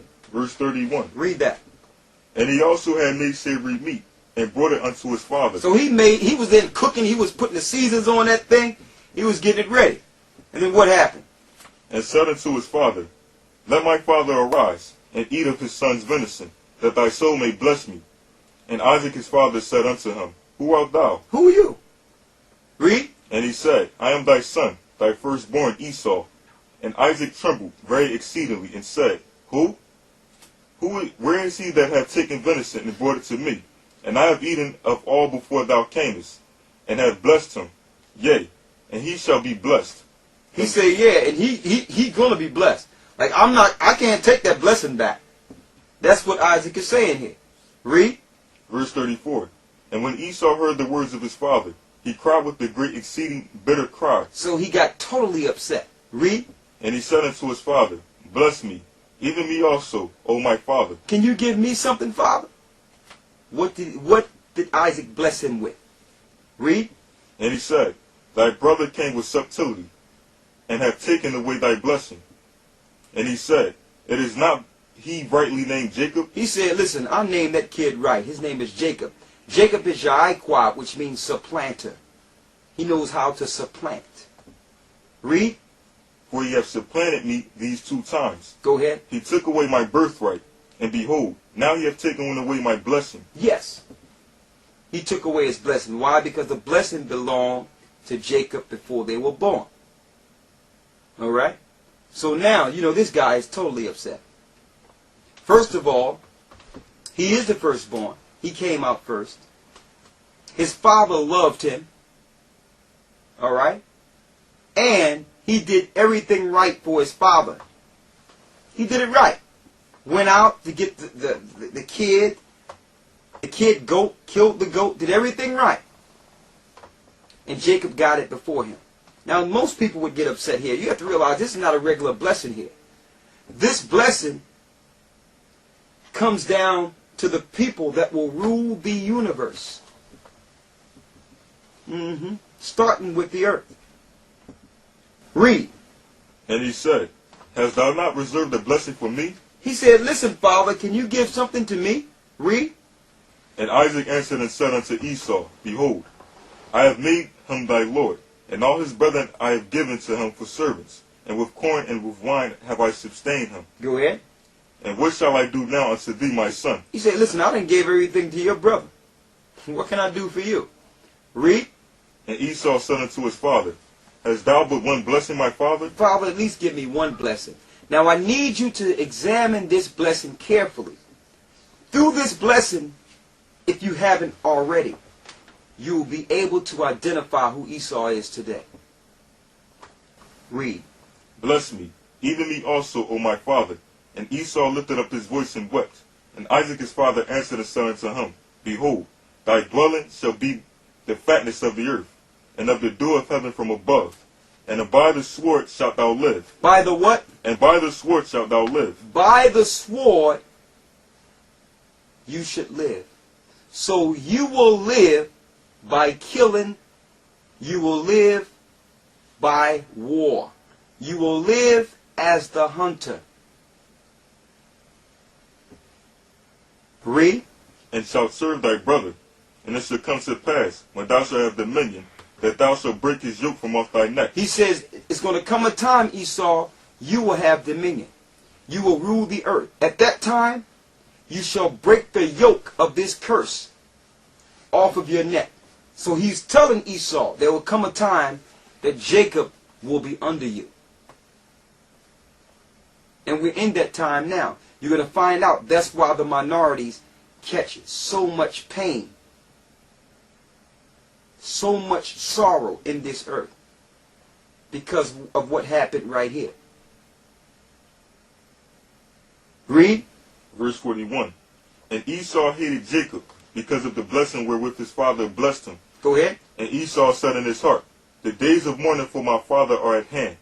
Then will I slay my brother Jacob. Then I will what? Then will I slay my brother Jacob. Then I will slay my brother Jacob. So he promised that once his father died, he would one day take Jacob down.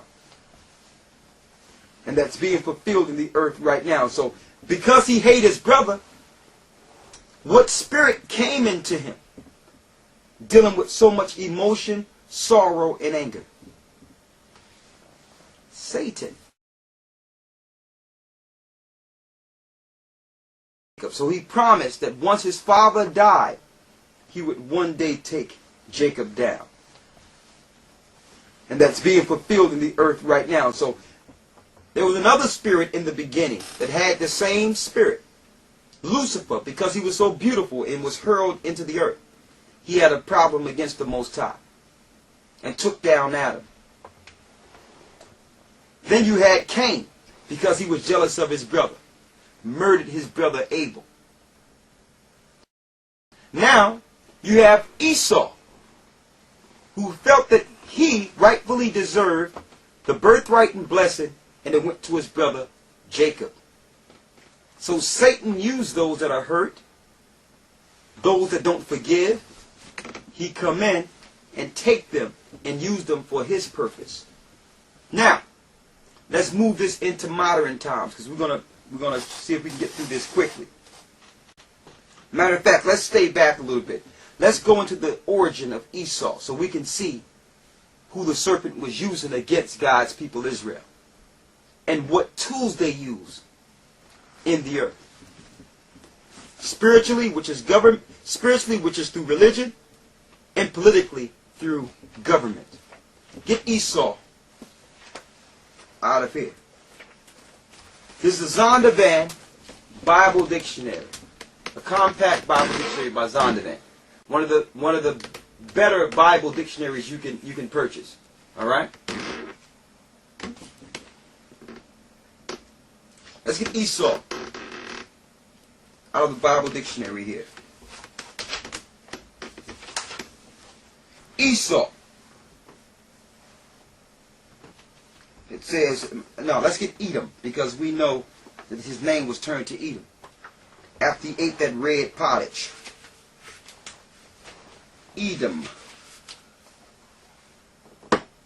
And this also proves, when we read this, that Edom is still in the earth. You have people teaching that Edom no longer exists, but can't give you the dates in history of when Esau was totally exterminated. That's madness. You have people in the earth saying Edom don't exist anymore, and you have people that says that Israel don't exist anymore. The true Israelites don't exist anymore. That's madness. How can the two of the main people that fare prominently in prophetic scriptures don't exist? Read Edom from the Bible dictionary here. Read that. Edom figures prominently in prophetic scriptures. Go ahead. As the scene of great future judgments. As the what? As the scene of great future judgments. As the scene of great future judgments. Edom is still here. He just hid himself by calling himself different names. That's Psalms 49 and 11. Read. She is the only neighbor of the Israelites. She's the only neighbor of the Israelites who is not given any promise of the mercy of the Most High. That have not received any promise or mercy from the Most High. Why? Because Satan linked into him after he was upset. And because Esau lost the birthright, he became lawless. So when Satan gave him dominion, he decided to set up an earth without laws and without morals. But he can only do this through government and power and through fear when it comes to weaponry. So, let's bring it up. We go to Genesis 36. Let's get through it now to show you how Esau set himself up, because even Isaac let him know that the yoke would be broke off of him, that one day he would rule in the earth. And you're going to find out he ruled. He ruled as who? He ruled as the Greeks, the Romans, the 10 horns, and he eventually ruled America. We're going to show you the connection between ancient Babylon, Rome, and that satanic government is the one we're living in today. Until this day, Esau still have his foot on Jacob's neck. Get Genesis 36. Stick with me. Now we're talking about from the government structure. We're not talking about individuals. There are some Edomites or people of Esau that are not following the spirit of their father. They're following the spirit of Christ. So let's make that distinction. We're not putting all these Edomites in the same, in the same barrel here. Read Genesis 36 and 1. Read it. Genesis 36 and 1. Now these are the generations of Esau. These are the generations of Esau. Who was Edom. Esau took his wives. Esau is who? Who was Edom. Esau is Edom. Edom means red. The Idumeans were Edomites. When did they dwell? Go down to the 9th verse. Verse 9. And these are the generations of Esau, the father of the Edomites. The father of who? Of the Edomites. So all the children that came from Esau are Edomites. These are their biblical names. Now it's hard to find out who they are today, because when Esau got power in the earth, he renamed all the people in the earth. he started calling people different names like European influence on certain names. Chinese and Japanese and African and all these different names that are not biblical names. They did this to hide themselves. Hold that. And I'm going to show that. Go to Psalms 49 and 11. Even though they try to hide themselves, they are identified by prophecy. They are identified by their attributes and their power and rulership structure on the earth. Because the Bible shows exactly what they would do in the earth. So you can hide your name, but you can't hide your actions. Read Psalms 49 and 11. Read that. Psalms 49 and 11. Their inward thought is this, that their houses shall continue forever. So they think that they're going to continue forever. Read. And their dwelling places to all generations. They call their lands after their own names. They call what? They call their lands after their own names. They call their lands after their own names. So instead of the biblical names of the land now, they'll come into a land and say, okay, Americus Vespucci discovered America. Americus Vespucci. That's a good name. Let's name this biblical land America. Now you don't know who the people are on the land because they renamed the land. The same thing with Africa. Africa's name wasn't Africa. It was Ham. The land of Ham. After what? Ham's children. Mizraim. Cush. For what? You understand? These were all Hamitic people. Canaanites. So what did they do? They just went there and took the whole land and say, let's name it Africa. Okay? You can hide your name, but you cannot hide the actions. Okay? Let's go back.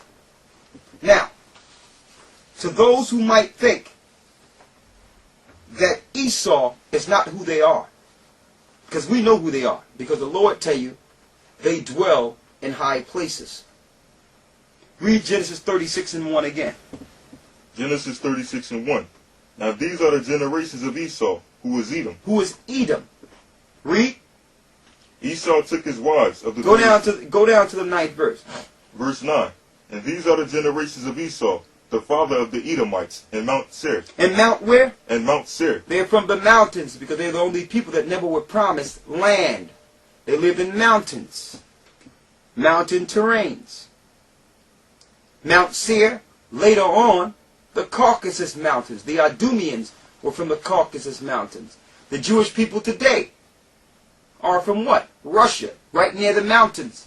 The Caucasus Mountains. Before that, the Asians were in those European isles. Now, in case you might think that these people, which are primarily Caucasian, because they're red, if you think that they are Japheth, this proves that they're not Japheth. I need you to go to Genesis 36 and 20. You're there, right? Read the 20th verse. Verse 20. These are the sons of Seir, the Horite, who inhabited the land Lotan, and Shobal, and Zibiah, and Anna. Now, it says, these are the sons of Seir, the Horite. Edom had a child named Horite, or they were called Horites in certain areas. When you look at Horite, it tell you Horite in the it's in the Hebrew it's Horiah. Okay? It's Horiah, excuse me. And in the Hebrew, if you have your Strong's Concordance, it's 2356 in your Strong's Concordance. Look it up. And Horite in Genesis 36 from the mountains means cave dweller.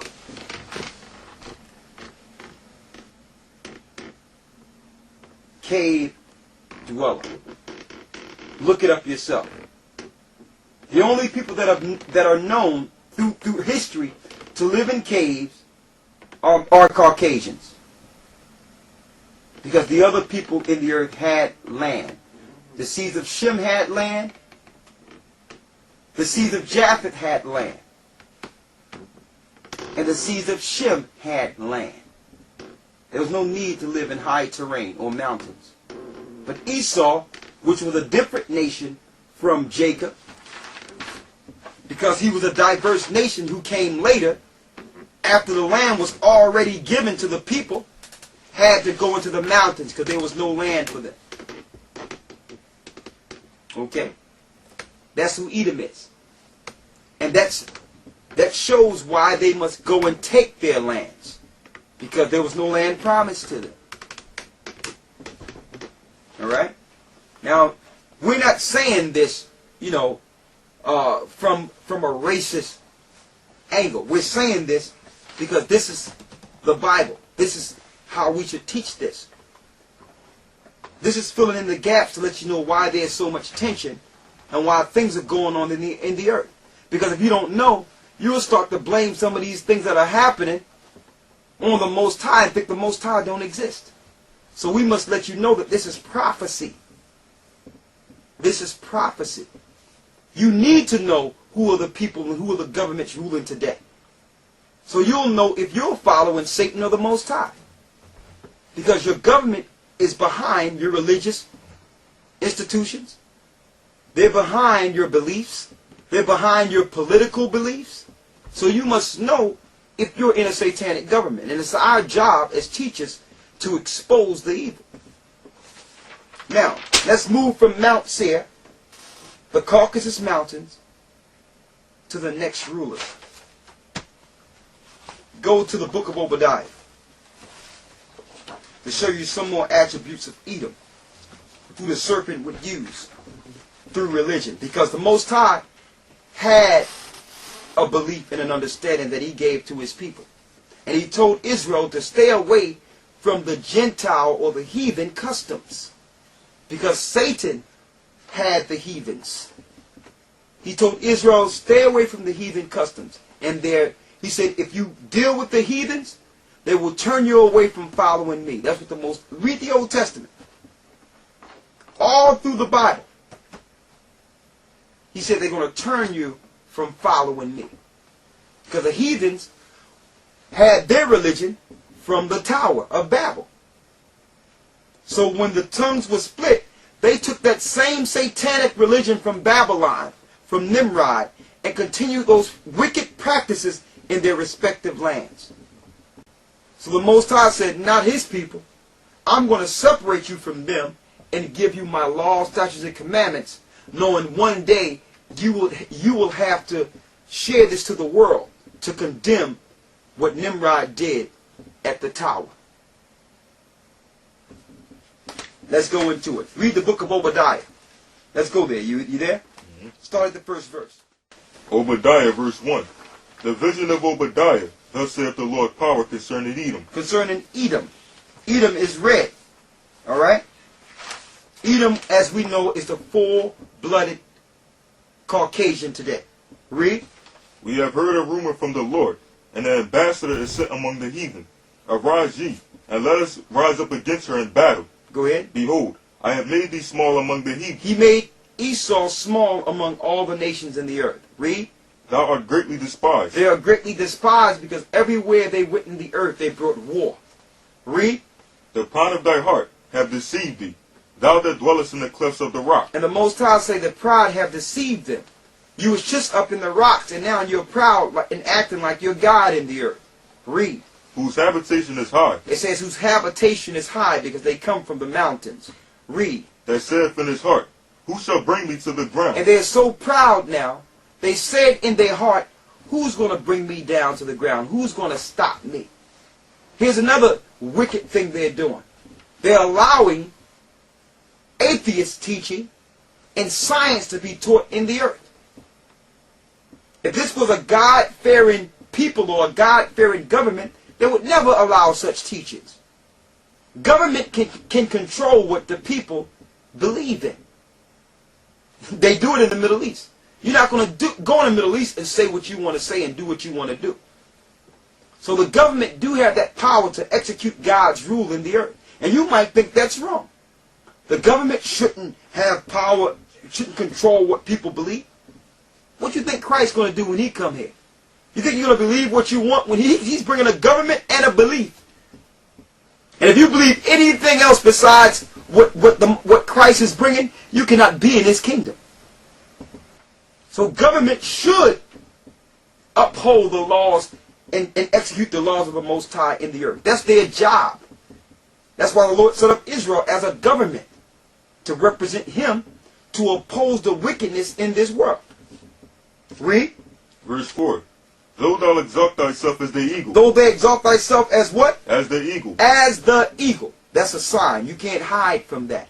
You can call you can say I'm German, I'm this, I'm that, but you can't hide the fact that the eagle is your government emblem.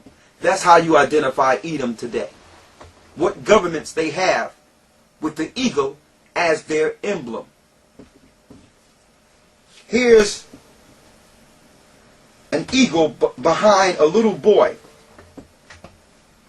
who was Zeus, or the god Zeus, gay lover. It says, although Zeus was well known for the dalliances with various women, and thus infuriating his wife, the goddess Hera, Zeus didn't limit himself to young women.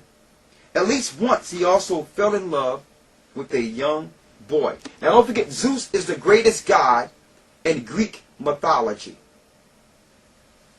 And in Greek mythology, he fell in love with a young boy named Ganymede, son of King Tros of Troy. And what do this little boy have behind him? Zeus, gay lover, an eagle. Read that again. Though thou exalt thyself as the eagle. So the Greek's emblem is the eagle. The Roman Empire emblem is the bald eagle. The Roman Empire.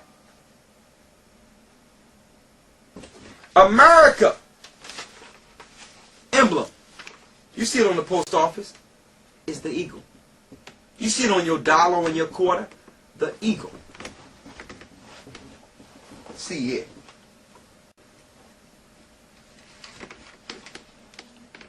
Though thou exalt thyself as the what?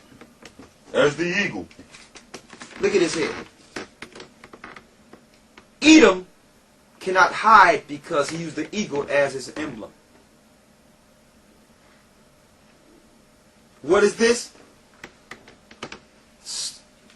Right over the eagle is what? The sun. The worshiping of the sun. Right over the eagle. Linking directly to Nimrod. The worship of the sun. In ancient Egypt they did it also. And now they're doing it today in America, worshiping on Sundays. In the midst of the sun is a six-pointed star, which is the star of Moloch. Moloch is Satan. And on the money it says, in God we trust. The question is, what God are they talking about? Though thou exalt thyself as the eagle, read. And though thou set thy nest among the stars. And though thou set thy nest among the stars. Another sign of who Esau, Edom is. What government or people came together to go out in space? To set your nest. That means you can live out in space. Now you have to examine the attributes or the attitude or character of an eagle. When they quote unquote claim they went to the moon. Eagle, Houston, we see you on the stereo. There's this famous statement that was made. The eagle has landed. Tranquility Base here. The Eagle has landed. Right? Now check out an eagle. An eagle will look at you. It has sight. Where it can almost see an insect on an animal on the ground from miles away from the sky. It can look at its prey and examine how the prey lives, how it nurtures, how it interacts.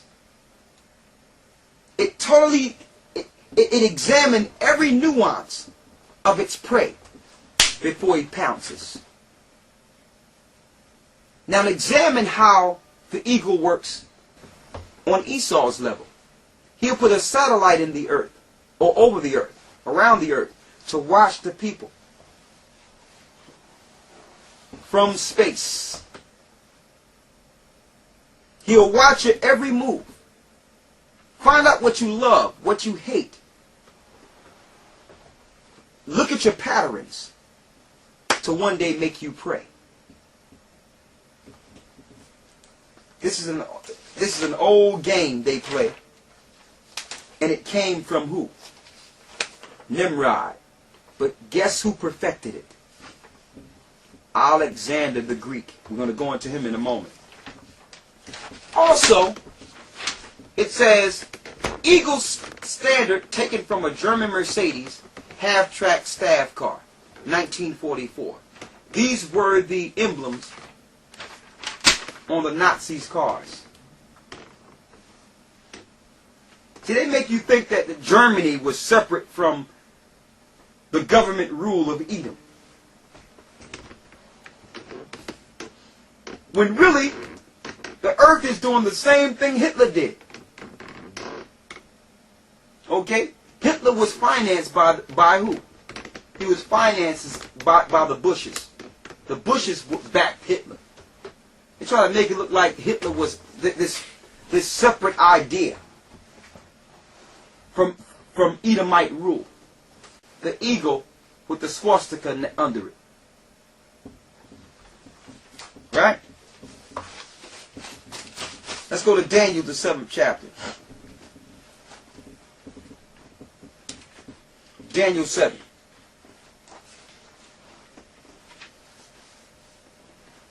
Let's show you how they moved from Idumea, Mount Seir, okay? The next empire they were dealing with after they were in the Caucasus Mountains was the Greek Empire. Show you how Satan went from one place to the next. Now we don't want to break down the whole thing. I need you to go to Daniel 7 and 6. Daniel 7 and 6. And after this I beheld, and lo, like a leopard, which had upon the back of it 4 wings of a fowl. And the beast also had 4 heads. And dominion was given to it. And dominion was given to it. Who gave it dominion? Go to Job 9 and 24. Who gave this beast dominion? I need you to read it again. After you read Job 9 and 24. Job 9 and 24. The earth is given into the hand of the wicked. The earth is given into the hand of who? The hand of the wicked. The earth is given into the hand of the wicked. Go back and read that again. Daniel 7 and 6. After this I beheld, and lo, like a leopard, which had upon the back of it 4 wings of a fowl. That leopard is Alexander the Greek. He's on a Greek coin here, and on his head there's a leopard skin. Now the Europeans call this guy Alexander the Great. Now there's nothing great about this guy.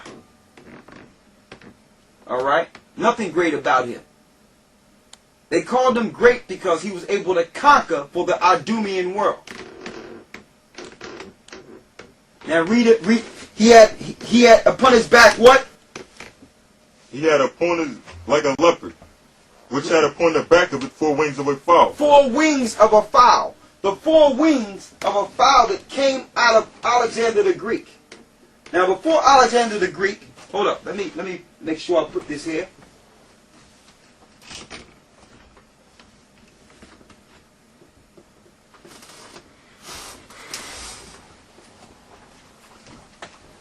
Okay, before Alexander the Greek, let me get it here. Before Alexander the Greek, you had Romulus and Remus. 2 children through European mythology, and you can find this same image in Rome. Okay, today. They were known to have been reared by a she-wolf. Is that, you got that study? They was known to be reared by a she-wolf. It was raised like Tarzan. Okay? Romulus would one day be the founder of Rome. Remus was the father of the Greeks. Okay? They hold these people in high stature because these were the brain trust of the Idumeans or Edomites that would one day rule the world.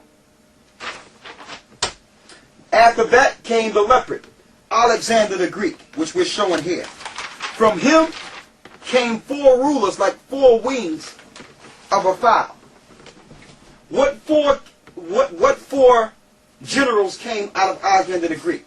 Seleucid, who took over Persia. Ptolemy, which took over Egypt, and we're going to hit that in 1 second. Lysimachus, that took over Asia Minor.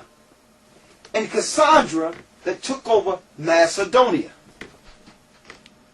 Now, one thing they did by taking over these areas, they made people think through time that they were the people that originated in these areas. But really, they took these places by conquest. Okay? They took Persia. Okay? So some of their people started migrating with the Persians. So you got some regular Persians there, and you have Idumeans there, or Edomites there. Same thing with Egypt. Like when you see Mark Antony and in their plays, and Cleopatra, they'll make you think that these people, after Cleopatra, were Caucasians in Egypt, because they've given you modern Egypt that was taken over by the Greeks, instead of giving you ancient Egypt where they were Hamitic people. So that makes you think that the Egyptians were Caucasian, when really they were taken down by the Greeks. This happened in 333, between 333 BC and 323 BC.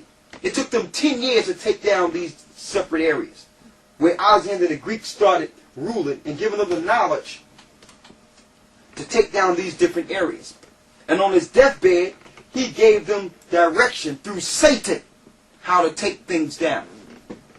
Asia Minor, Lysimachus. A lot of you think that the Edomites are Japheth because they took over Asian land.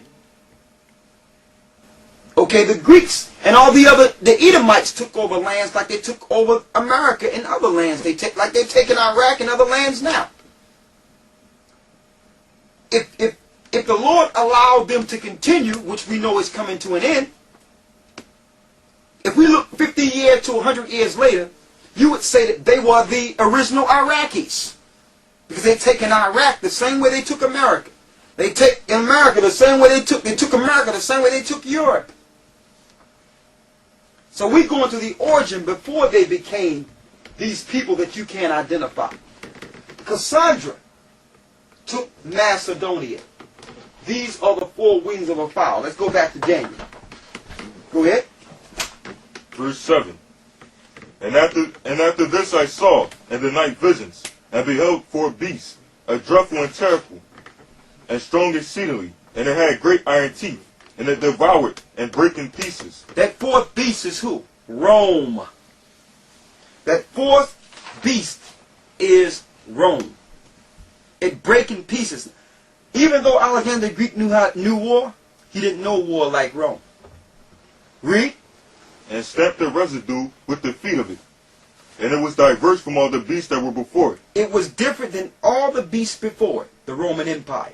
Read. And the Roman Empire is from 323 to 193 AD, as far as the height of the empire. And it had 10 horns. And it had 10 horns. Now let's go through their 10 horns. And these are all European nations. Luxembourg, Belgium, Netherlands, Germany, Sweden, Denmark, Switzerland, France, Spain, and Great Britain. These are the 10 horns that was controlled through Rome, which sat on 7 mountains. Okay? These are all European nations. Who gave them dominion? Satan gave them dominion. Now, in case you think this is our personal opinion, was the Romans and the 10 horns following the God of Israel? I wonder. Let me run them all to you. Jupiter, Juno, Mars, Venus, Minerva, Neptune, Ceres, Vulcan, Diana, Bacchus, Mercury, Vesta. So in case you think that this is some personal vendetta or something we have, we just teaching truth. These governments, and Rome was a government, were pagan and were teaching against the Most High. And it was at its highest level. Through government, they were pushing the gods. Through religion, they was pushing the gods. But they got slick. They got slick.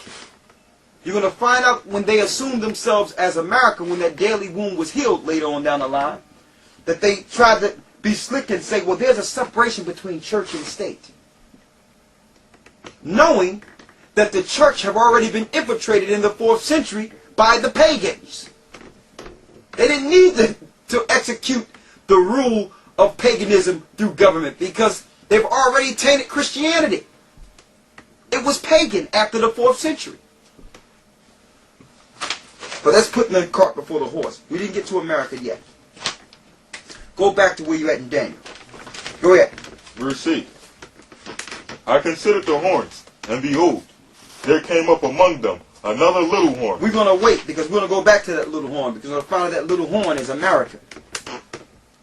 We're going to wait before we go to that little horn because we're going from ancient Babylon to Rome to America. Let's go to the Apocrypha. You have it there? Or you have one with it? Yes, right. I need you to go to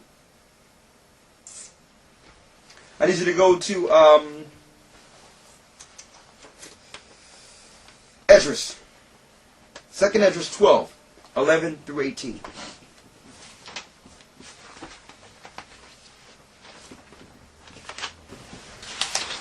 Second Esdras 12 and 11. Read. The eagle, whom thou sawest come up from the sea. Now, in prophecy, Esdras also seen the eagle, and we know the eagle are who? According to Obadiah, Edom or Esau. Read. Is the kingdom which was seen in the vision of thy brother Daniel, but it was not expounded unto him. Therefore, now I declare unto thee. So it wasn't expounded unto Daniel because the Most High told Daniel to shut up the seals. So he didn't reveal everything to Daniel because it was sealed. But he revealed some of the secrets to Esdras. Read. Behold, the days will come, that there shall rise up a kingdom upon the earth, and it shall be feared above all kingdoms. It shall be feared above all kingdoms. That was the Roman Empire. Read. That were before it. And in the same shall 12 kings reign. Shall 12 kings reign. I'm going to go through these 12 kings, which are actually Caesars. Julius Caesar, Octavian Augustus Caesar, Tiberius Caesar, Caligula Caesar, Claudius Caesar, Nero Caesar, Galba Caesar, Otho Caesar, Batilius Caesar, Vespasian Caesar, Titus Caesar, and Domitian Caesar. Vespasian and Titus are the 2 Caesars that took down the children of Israel in 70 AD. The serpent seed attacking the woman's seed.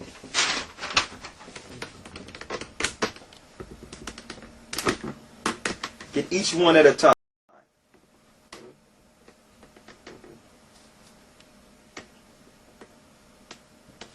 Now, mind you, all these Caesars didn't follow the God of Israel. They followed Jupiter, Juno, Mars, Venus, Minerva, Neptune, Ceres, Vulcan, Diana, Bacchus, Mercury, and Vesta.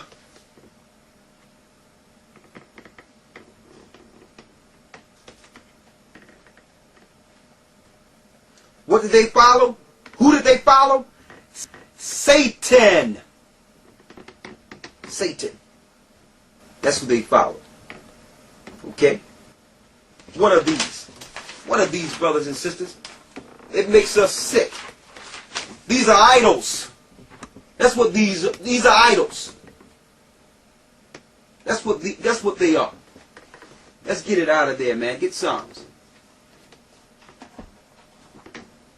Get Psalms 96, okay? Get Psalms. These are idols. Every last one of these kings worshipped idols. And we're going to go back to Esau'S. You at 96? And read. Start at the 4th verse. Psalms 96 and 4. For the Lord is great and greatly to be praised. For the Lord. Now the Lord is singular. Okay? He's singular. There's no need for all these gods. The Lord is great and he's great to be praised. Read. He is to be feared above all gods. Our God, the God of Israel, Ahia is his name, is to be feared above all gods. Read. For all the gods of the nations are idols. All the gods of the nations are idols. And guess what? In case you think that we're just pulling this out of the air, guess where these idols are erected today? In the Vatican Museum. The Roman Catholic Church. See, what they did, and I'm going to go into it a little later, they switched the name of these gods and hit them with biblical names. They gave these gods biblical names to deceive the masses into following Satan.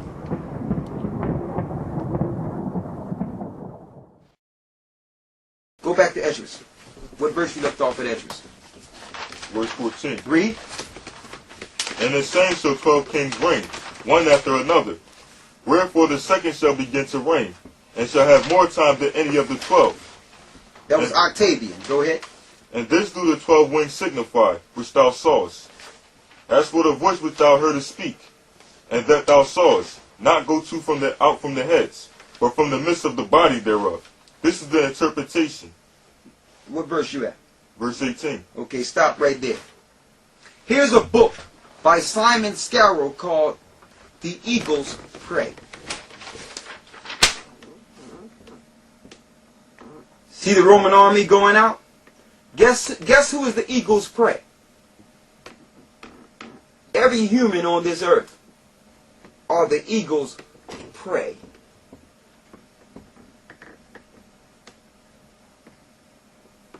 And what they use? Legislation, laws. To prey on the people. Okay. I got more.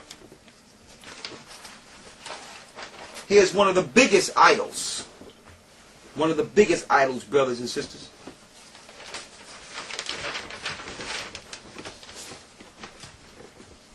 The Statue of Liberty. Given to America by the French in 1886. Who was she before she was a Statue of Liberty? She was the goddess Ceres in Rome. And she's here in Rome with horns. Before she was Ceres in Rome, she was the goddess Astar or Easter in ancient Babylon holding a torch.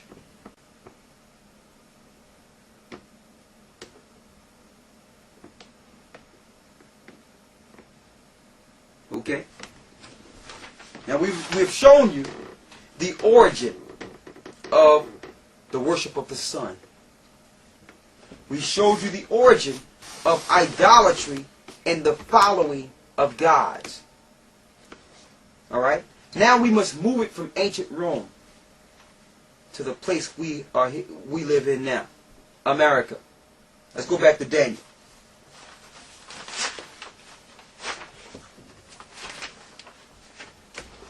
Okay, and I want to show this in case people think that this is a figment of our imagination here. Somebody tell me what's going on in this image here.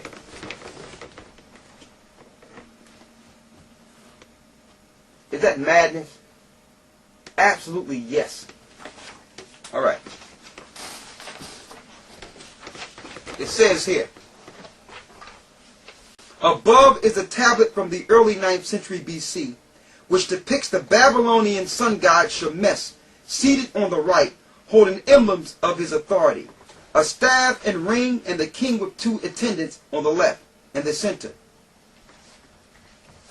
See that? See that circle, that wheel? Let's see if we can find this wheel someplace else.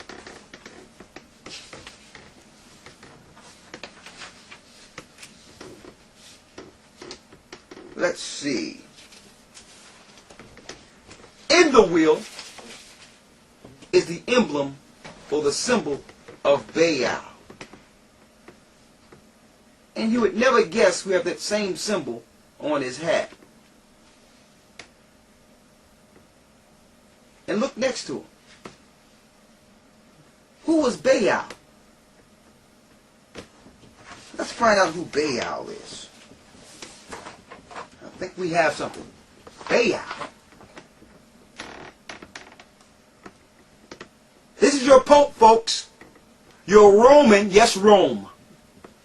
Your Roman Pope. We're going to get him too. Baal.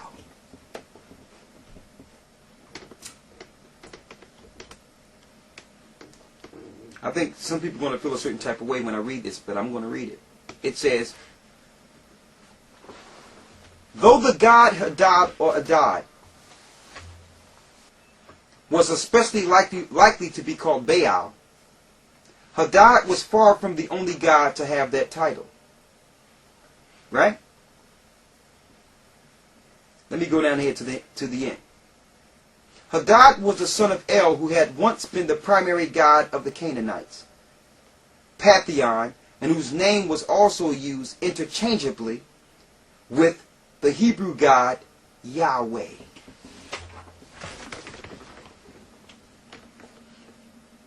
So the YHWH that you're following today, from the Tetragrammaton, the Jewish people put that in the Tetragrammaton, knowing that it was the god of Baal, the same god that was worshipped in ancient Egypt and Babylon. So they have deceived you into thinking that the YHWH is the Most High when it's Baal himself. The Jewish people got you on the Hebrew side, and the Christians got you on the Christian side. And they all are following Baal.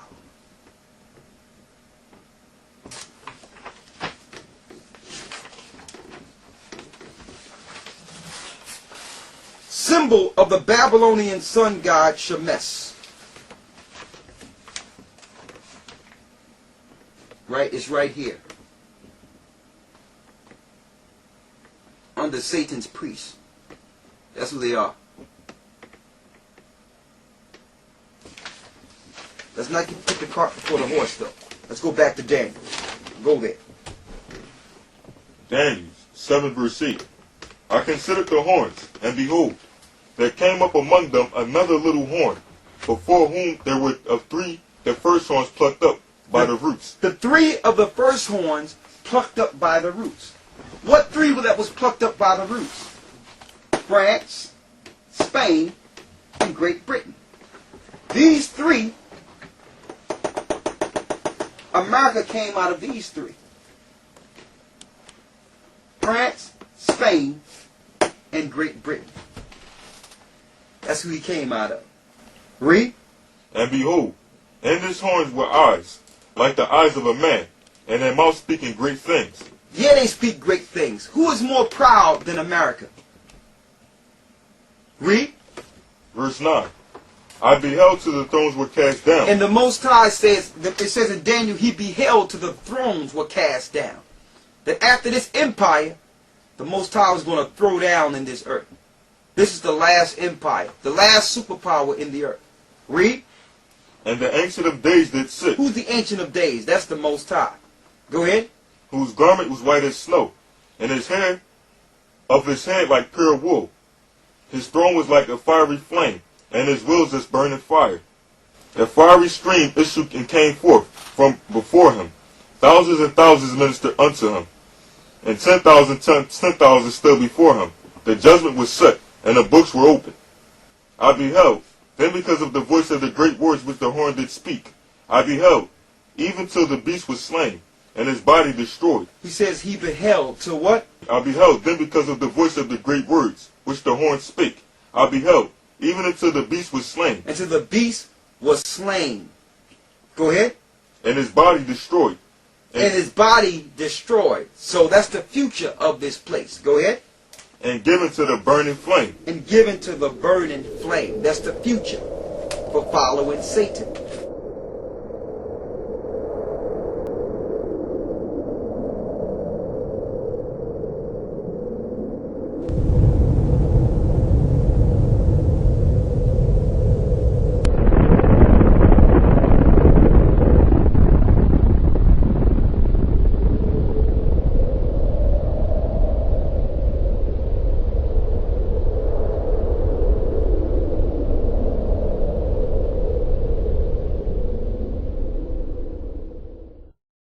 Let's go to Revelations 13, 1 through 9. You got it? Mm-hmm. Revelations 13 and 1. And I stood up upon the sand of the sea, and saw a beast rise up out of the sea, having 7 heads and 10 horns. And upon his 10 horns crowns. Having 7 heads and 10 horns. The 7 heads are the 7 empires that came before Rome. The 10 horns came out of Rome. Read. And upon his heads the names of blasphemy. And the beast which I saw was like unto a leopard. And the 10 horns is who? The 10 horns is the common economic union, or who you would call the EU today. Read. And his feet were as the feet of a bear, and his mouth as the mouth of a lion. And the dragon gave him his power. Who gave him their power? And the dragon gave him his power. The dragon gave these empires their power. So you can't say that the Most High are behind these empires. The dragon gives them their power. That's why they fight against the Most High seed. Read. And his seat, and great authority. And I saw one of his heads, as it were wounded to death, and his deadly wound was healed. And his deadly wound was healed. Yeah, they was wounded in 193 AD. But, as it says in this article, the Vatican again at peace with Italy after long quarrel. Heal wound of many years. When did this happen? This happened in 1942. No, 1927, excuse me. That's a different date. 1927 it began, and it was assumed and accomplished and signed in 1929. The deadly wound was healed. Let me read it.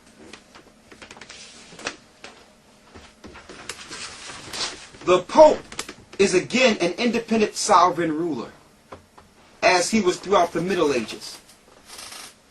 Though his temporal realm established today is the most microscopic independent state of the world, and probably the smallest in all of history. February 12, 1929, the Pope became a sovereign ruler in the earth. That means he has no authority over him in the earth. He can do whatever he want to do. In 1929. And guess who helped him with this? Guess who set him up and helped him? Not only the Jewish factions, the American powers.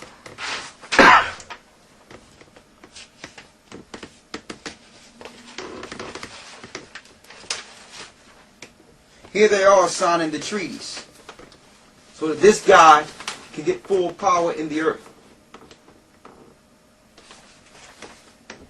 Okay?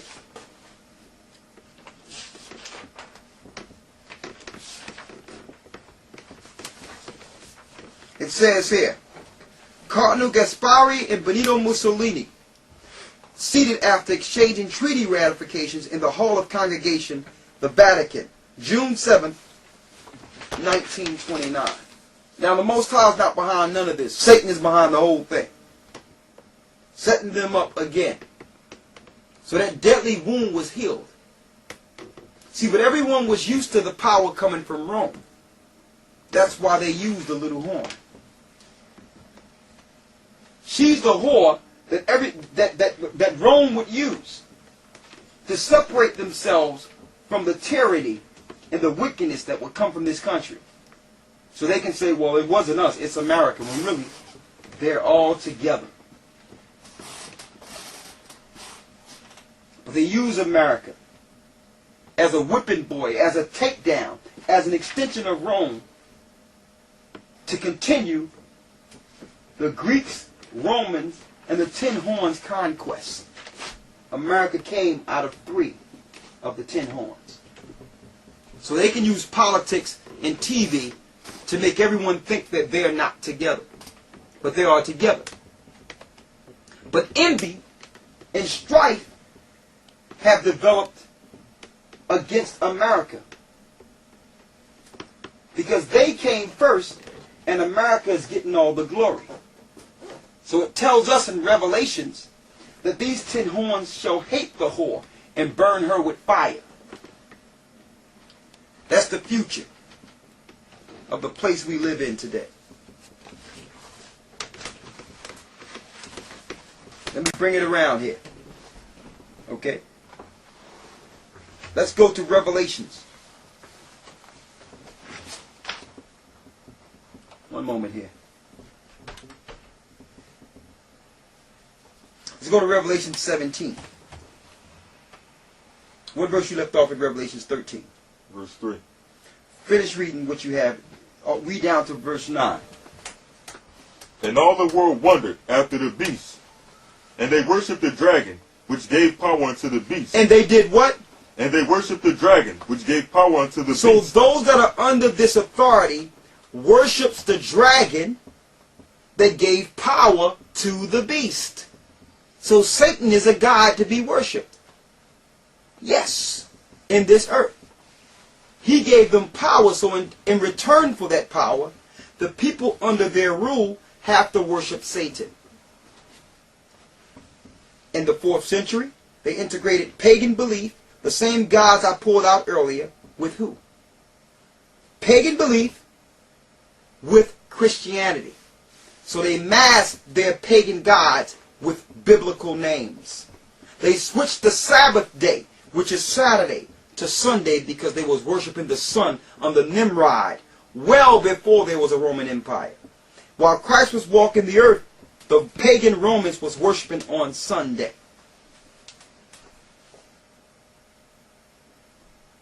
Okay? There's more. Read. And they worshipped the beast, saying, Who is like unto the beast? Who is able to make war with him? Who's able to make war with this beast? No one can beat America. That's how you know it's talking about America. But guess what? They're being spread thin. Their armies are spread thin now. Read. Verse 5. And there was given unto him a mouth speaking great things, and blasphemies, and power was given unto him to continue 42 months. And he opened his mouth, and blasphemed against the Most High. They opened their mouth and blasphemed the Most High. They drafted a constitution as total defiance of laws contained in the Bible. There was no need for a constitution. They blasphemed the Most High by making their own laws to vice the commandments. Read. To blaspheme his name. To blaspheme his name. Calling him Zeus, God, and all the pagan names. When you know his name is Ahia, which is I am. And also they spoke great words by changing the Sabbath day from Saturday to Sunday. Get Daniel 7 and 25 and 26.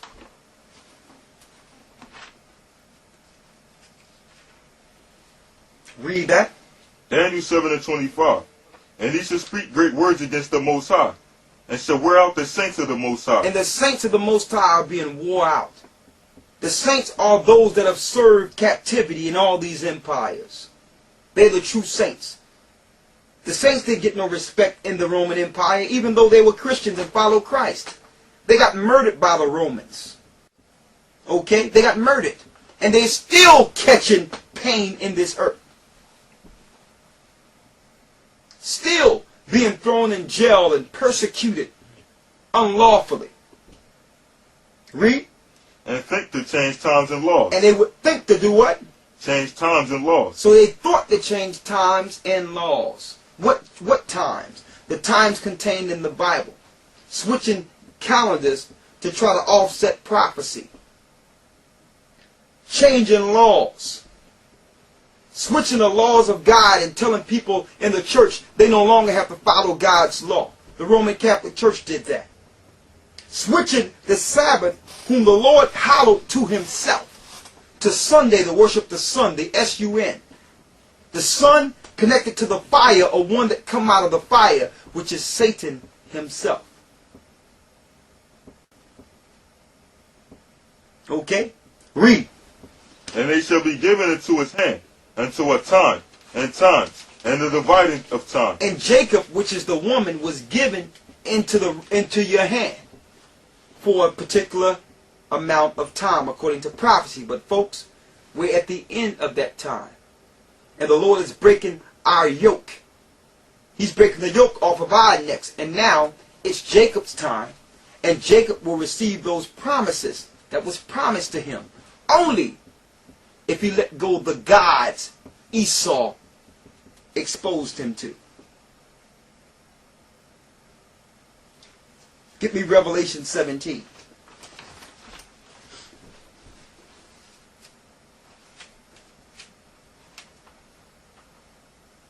Read that. Revelation 17 and 1. And there came one of the 7 angels, which had the 7 vials, and talked with me, saying unto me, Come hither, I will show unto thee the judgment of the great whore that sitteth upon many waters. So there's a judgment on this great whore. But he's going to show the mystery of that great whore that sitteth on many waters. This is for those who say that that great whore is just Rome. That shows it's not just Rome, because she sit on many waters. She take her Christianity, or her brand of Christianity, everywhere. Okay, so you just can't say it's Rome anymore. You have to look at what superpower in the earth that have greater power than Rome to know who's the virgin daughter of Babylon and who is Rome today. Read. Verse 2.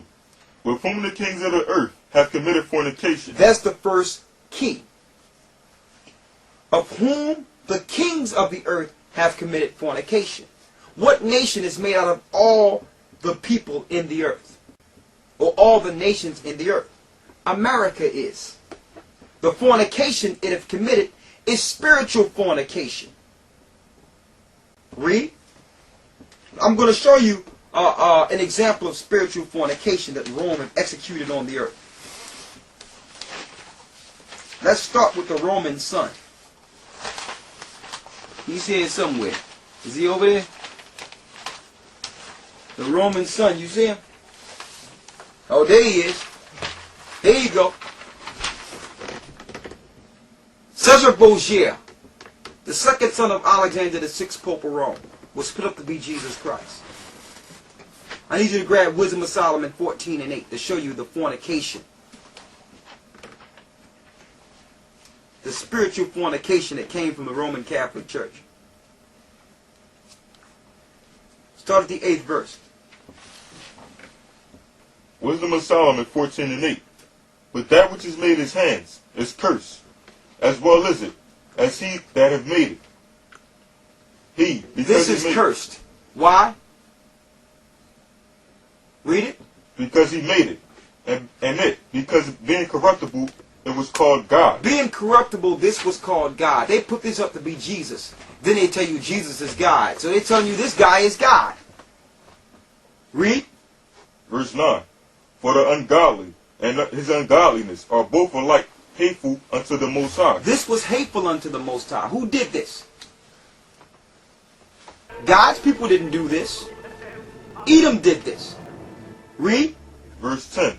For that which is made shall be punished together with them that made it. So those that made it, which is the Roman Catholic Church, which is really the spiritual government over the world, will be punished for its actions.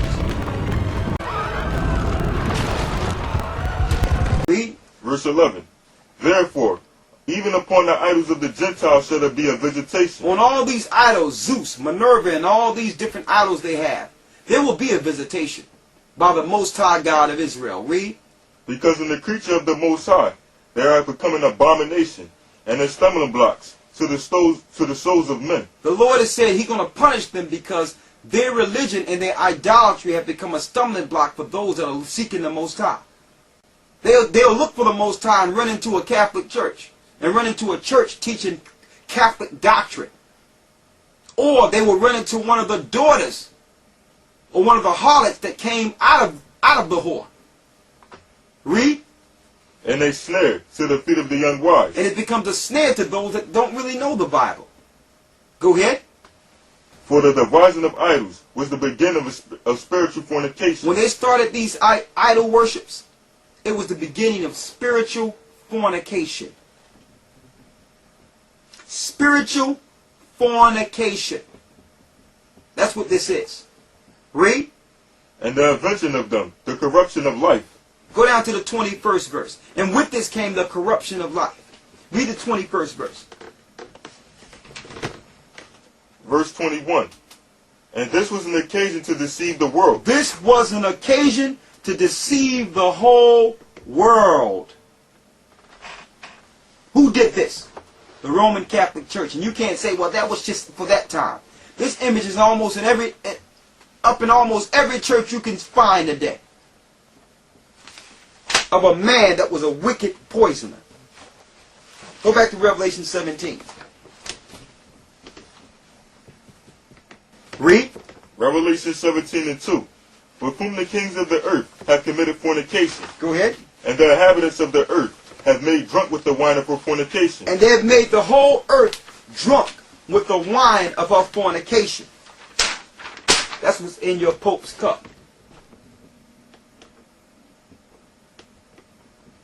Show me a scripture where you're supposed to be running around with a cup somewhere. With your head covered.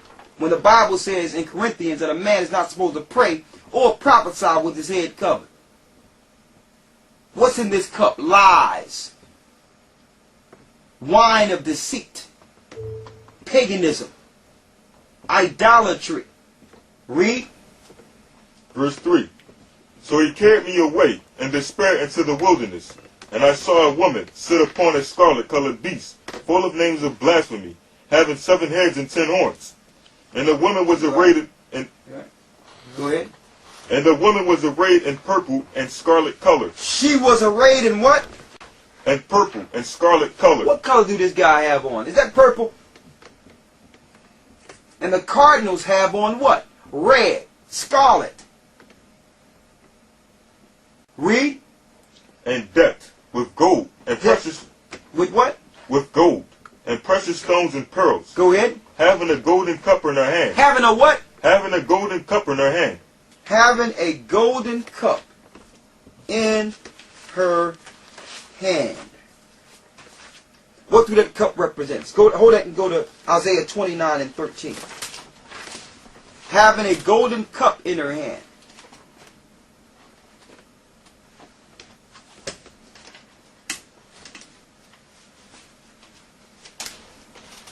Isaiah 29 and 13. Read that. Wherefore the Lord said, For as much as this people draw near me with their mouth, and with their lips do honor me, but have removed their heart far from me, and their fear toward me is taught by the precept of men. Their fear of the Most High now is being taught by the precepts of men. Now you're not following God according to what you read. You're following God according to what the Catholic Church told your churches they could teach. By the fear of men. The Catholic Church is the mother of harlots. What does that mean? All the churches that came out of her is harlots. I don't care what you call her today. She's the mother. Alright? You stay in Isaiah where you are. And go up to the 9th verse. Verse 9. What's in this cup? Read. Stay yourselves and wonder. The Bible says, stay yourselves and wonder. What? Cry ye out and cry. They are drunken, but not with wine. They are drunken, but not with wine. So that lets you know it's not a physical wine that's in this cup. It's a spiritual wine to make the minds of the people drunk. Read.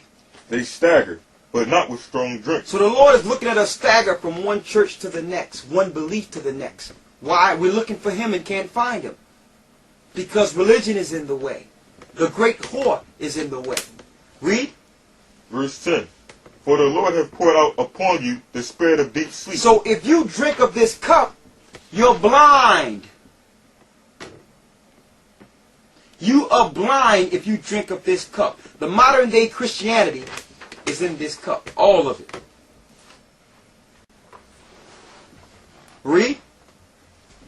And have closed your eyes, the prophets and your rulers. So all the preachers that were set up under this guy, you know, the preachers that go to your theologian seminary colleges got their understanding from this guy, directly or indirectly. They got a little bit, they got a sip off of that cup. Read. The seers hath he covered, and the vision of all is become unto you, as the words of the book that is sealed. That's why the majority of Christians today don't even go into the Bible, because it's sealed. They claim to be Christians, but can't even read the book that their faith is founded on. Go back to Revelation 17.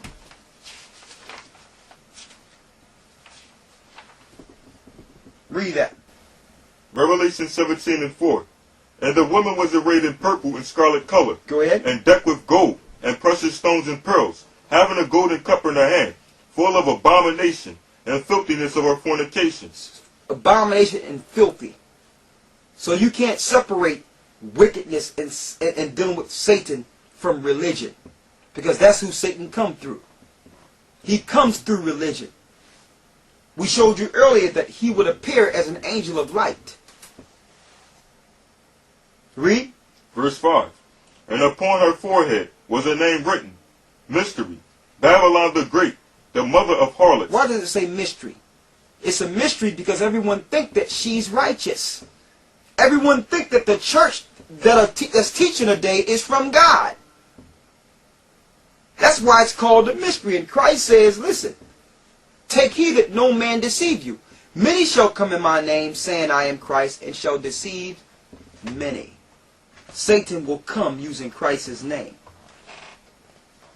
And that was brought over here to America in 1492 with Christopher Columbus and his band of thieves. They set up the Queen of England. And the other Idumeans or Edomites set up shop here to destroy God's people, warring against the sea when they warred against the North American Indians and the Baliqua Taino Indians and the Mexican Indians, which are all from the woman seed Israel. Yes. They brought that wine over to make the people drunk. It says the mother of harlots, because all the churches that came out of the Roman Catholic Church are harlots also. Read. And abominations of the earth. It's an abomination of the earth. So now she's going to spread this abomination all over the earth. And no one will question what comes from this whore. Why? They're blind. Read.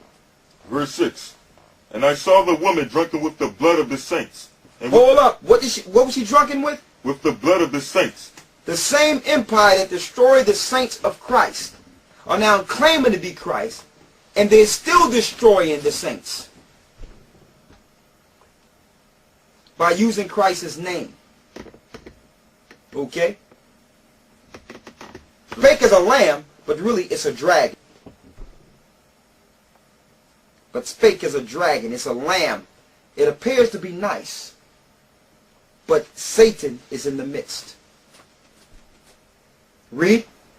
And with the blood of the martyrs of Yeshua, and when I saw her, I wondered with great abomination, with great admiration. And the angel said unto me, Wherefore didst thou marvel? I will tell thee the mystery of the woman. Here's the mystery of the woman. And of the beast that carrieth her, which have the 7 heads and the 10 horns. And the beast that thou sawest was, and is not, and shall ascend out of the bottomless pit, Go ahead. and go into perdition. And they that dwell on the earth shall wonder, whose names were not written in the book of life from the foundation of the world. You're gonna find those that follow this religion and follow these empires that it ruled. It's not written in the book of life.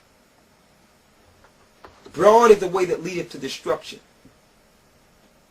Read. When they behold the beast that was, and is not, and yet is. So why are they beholding this beast? And why this beast is a mystery to the people? Because this beast or Satan appears as righteous. Read. Verse 9. And here is the mind which have wisdom, the 7 heads and 7 mountains on which the woman sitteth. And There's 7 mountains on which the woman sitteth. Those 7 mountains is Rome. Rome sits on 7 mountains. Read. Verse 10. And there are 7 kings, 5 are fallen, and 1 is, and the other is not yet come. The other that didn't come yet was America at that time. That's why John says in Revelation that 1 is.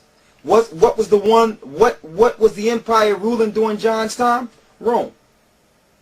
It is, and 1 have not come. It was talking about the future of America, the future kingdom. Read. And when he cometh, he must continue a short space. So America, compared to all the empires that preceded her, has the shortest rule. Read. Verse 11. And the beast that was, and is not, even he that is the 8th, even he is the 8th. Go ahead. And is of the 7, and goeth into perdition. That's Satan. Read. And the 10 horns, which thou sawest, are 10 kings, which have received no kingdom as yet. Those are the 10 we said originally. They didn't receive no kingdom yet. Why? Because all the glory went to America. Rome had to separate itself from this side of the earth. So it used America as its whipping boy. Read. But received power as kings 1 hour with the beast. So once America is totally annihilated, the 10 horns going to finally get their glory for a short space. Read. These have 1 mind, and shall give their power and strength unto the beast. Shall give their power and strength to who? Unto the beast. So these shall give their power and strength to the beast, to let you know that these get their power and strength from Satan. So when they set up churches in these governments and in these communities, they give their glory to Satan. Read. Verse 14. These shall make war with the Lamb, and the Lamb shall overcome them. For he is the Lord of lords, and King of kings, and they that are with him, called, and chosen, and faithful. And these same 10 horns, these same nations who claim they're following Christ and Jesus, have put weapons out in space to fight against our Lord. They have put weapons in space, waiting for the second coming, to war against the Most High, to war against Christ in the battle of Armageddon. They're going to lose. And those that follow and help those empires to do these things will lose. Will lose. Now, how do they get you? They get you through belief, religion, government, and practices of tradition. So they deceive you through tradition. I have here all the Roman festivals. from January to December.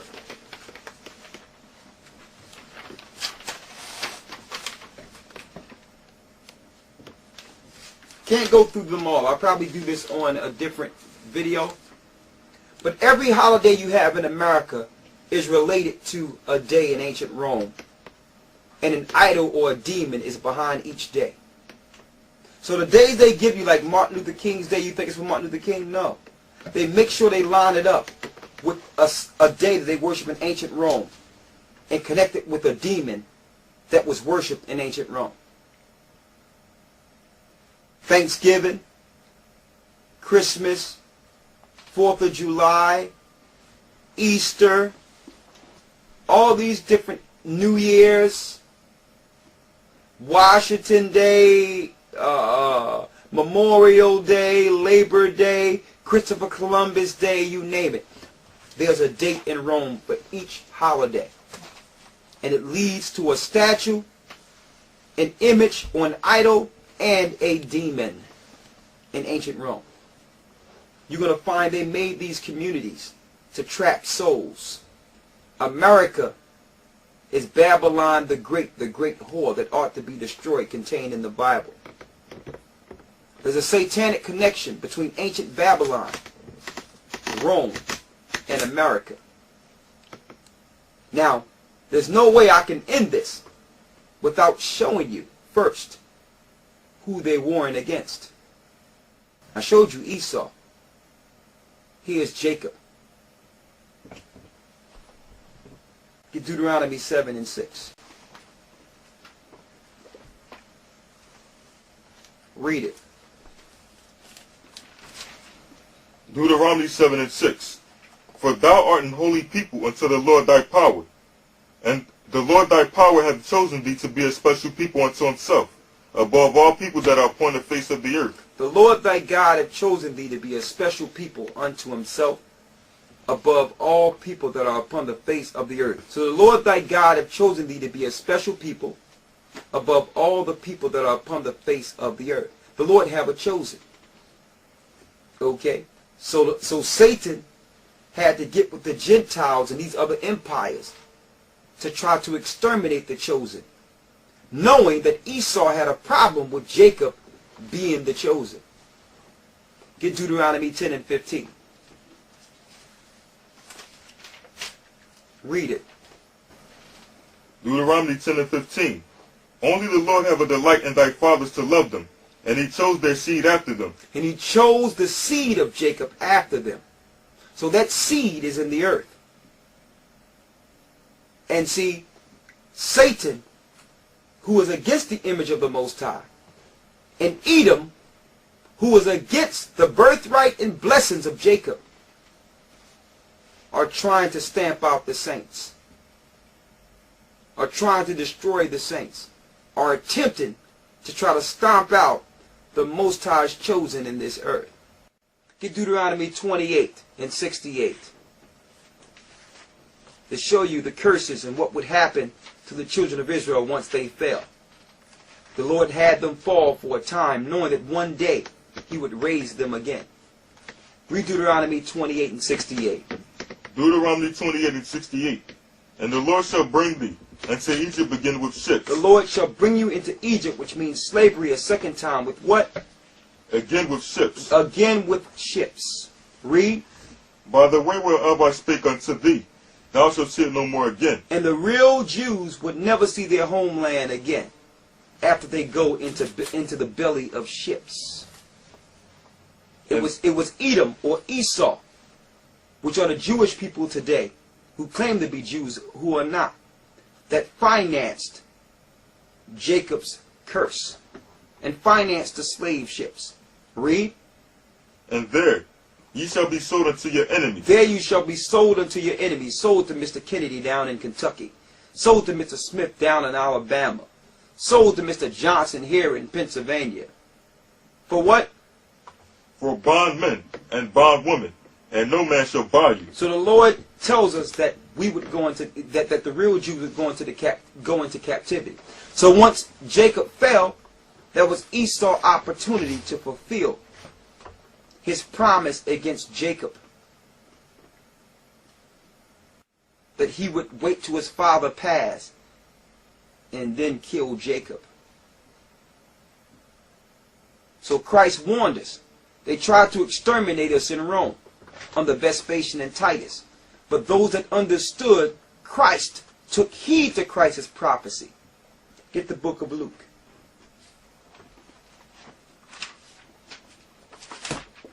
So that's how we came here to America. In ships, fulfilling the prophecy of the Bible. And mind you, this was written thousands of years before we came here. So the Bible is perfect.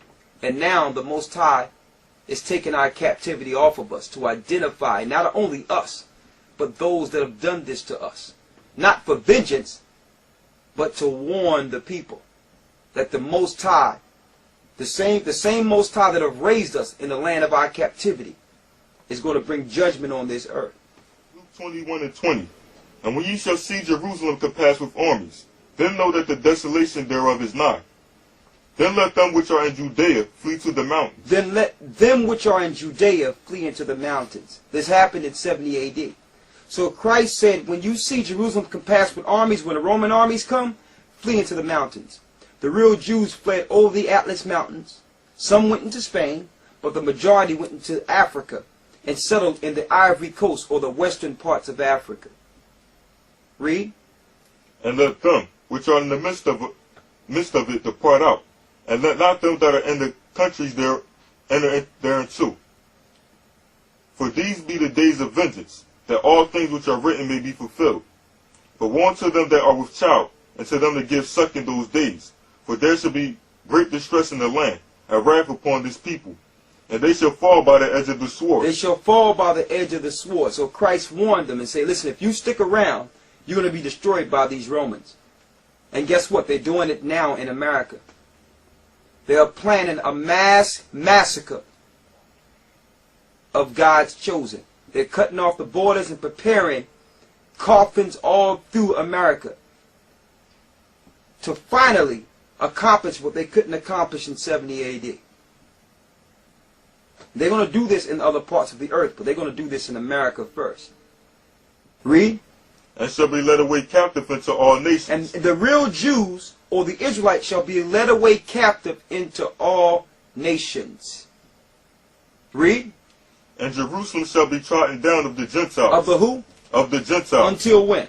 Until the times of the Gentiles be fulfilled. Until the times of the Gentiles be fulfilled. So there's Gentiles in Israel right now, not Israelites. Gentiles are ruling. Who? Esau or Edom. Why? Because he felt from the beginning that the birthright should have been his and that Jerusalem belonged to him. And he's going to fight to keep it, even if he have to fight the Most High. He's going to lose. But he will try.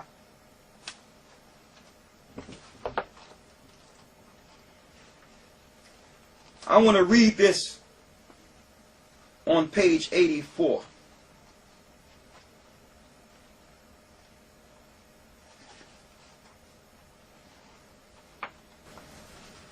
In the year 65 BC, and what I'm reading from Babylon to Timbuktu, an author, Rudolph R. Windsor, which was a professor in Temple University, okay? He found through his research and extensive travels that beyond any shadow of a doubt, the Negroes in America are Jews. All right? And get this, and you can also get all the references that led him to this conclusion. I'm going to read this on page 84. In the year 65 BC, the Roman armies under General Pompey captured Jerusalem in 70 AD. General Vespasian and his son Titus put an end to the Jewish state with great slaughter. During the period of the military governors of Palestine, many outrages and atrocities were committed against the residue of the people. During the period from Pompey to Julius, it has been estimated that over 1 million Jews fled into Africa, fleeing from Roman persecution and slavery. The slave markets were full of black Jew slaves. In Revelation the 12th chapter, it tell you, go to Revelations 12 and 12, and let's show this being fulfilled. Let you know the serpent is doing this. He did it to Christ in Rome. As soon as Christ was born, he tried to kill Christ. Then he did it to the disciples, and they did it to the real Jews in 70 AD. The serpent seed against the woman's seed. Okay? Get Revelations 12 and 1. Read it. Revelation 12 and 1. And there appeared a great wonder in heaven, a woman clothed with the sun, and the moon under her feet, and upon her head a crown of 12 stars. Those 12 stars represent the 12 tribes of Israel. That's that woman. Okay? And they are the woman that have been dispersed and have been enslaved through this earth. Okay? But now the Most High has heard their prayer through time and is ready to plead their cause. Finish reading what you have in Revelations. Read Revelations 12 and 12. Read that. Therefore rejoice, ye heavens, and ye that dwell in them. Woe unto the inhabitants of the earth. Woe unto the inhabitants of the earth. Why? And of the sea. For the devil is come down unto you, having great wrath, because he knoweth that he hath but a short time. The devil know he have a short time. Read. And when the dragon saw that he was cast into the earth, he persecuted the woman. We showed you the story of him being cast into the earth. He started persecuting what woman? Read. Which brought forth the man-child. He started persecuting the woman that brought forth the man-child. The man-child was Christ.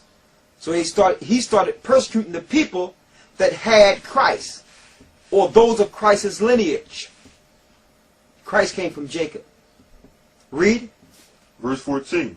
And to the woman were given 2 wings of an eagle, that she might fly into the wilderness. So she ran into the wilderness like Christ told her to, running from the Roman persecution, or the Idumeans, or Edom.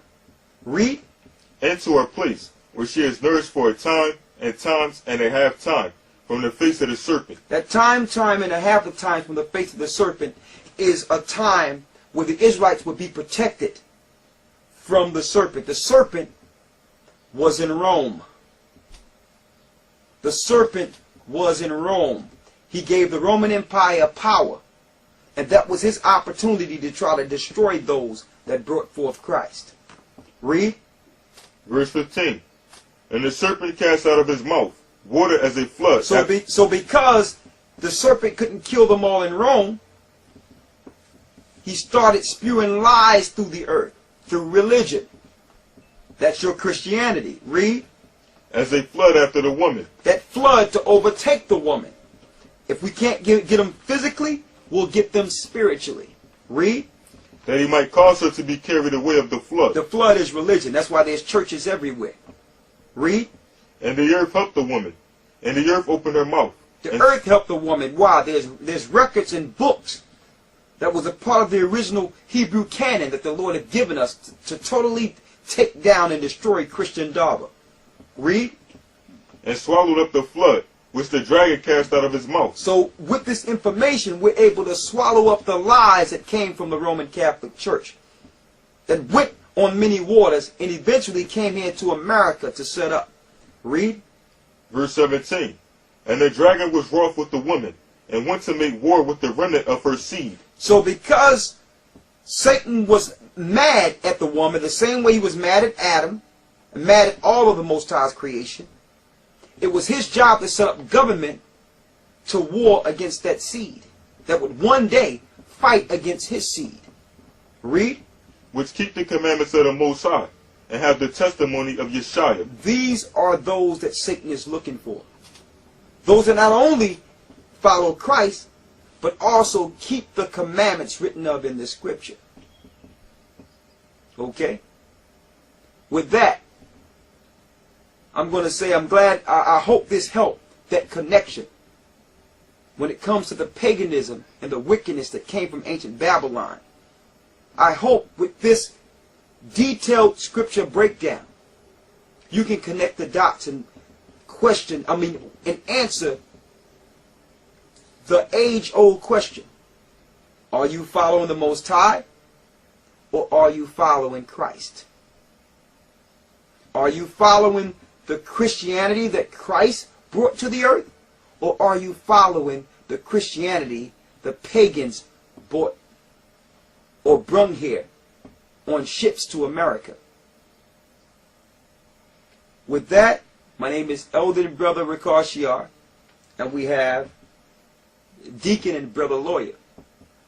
And we hope we connect some of the dots for you. We're the Gathered of Christ Church, and brothers and sisters, you shall know the truth, and the truth shall make you free.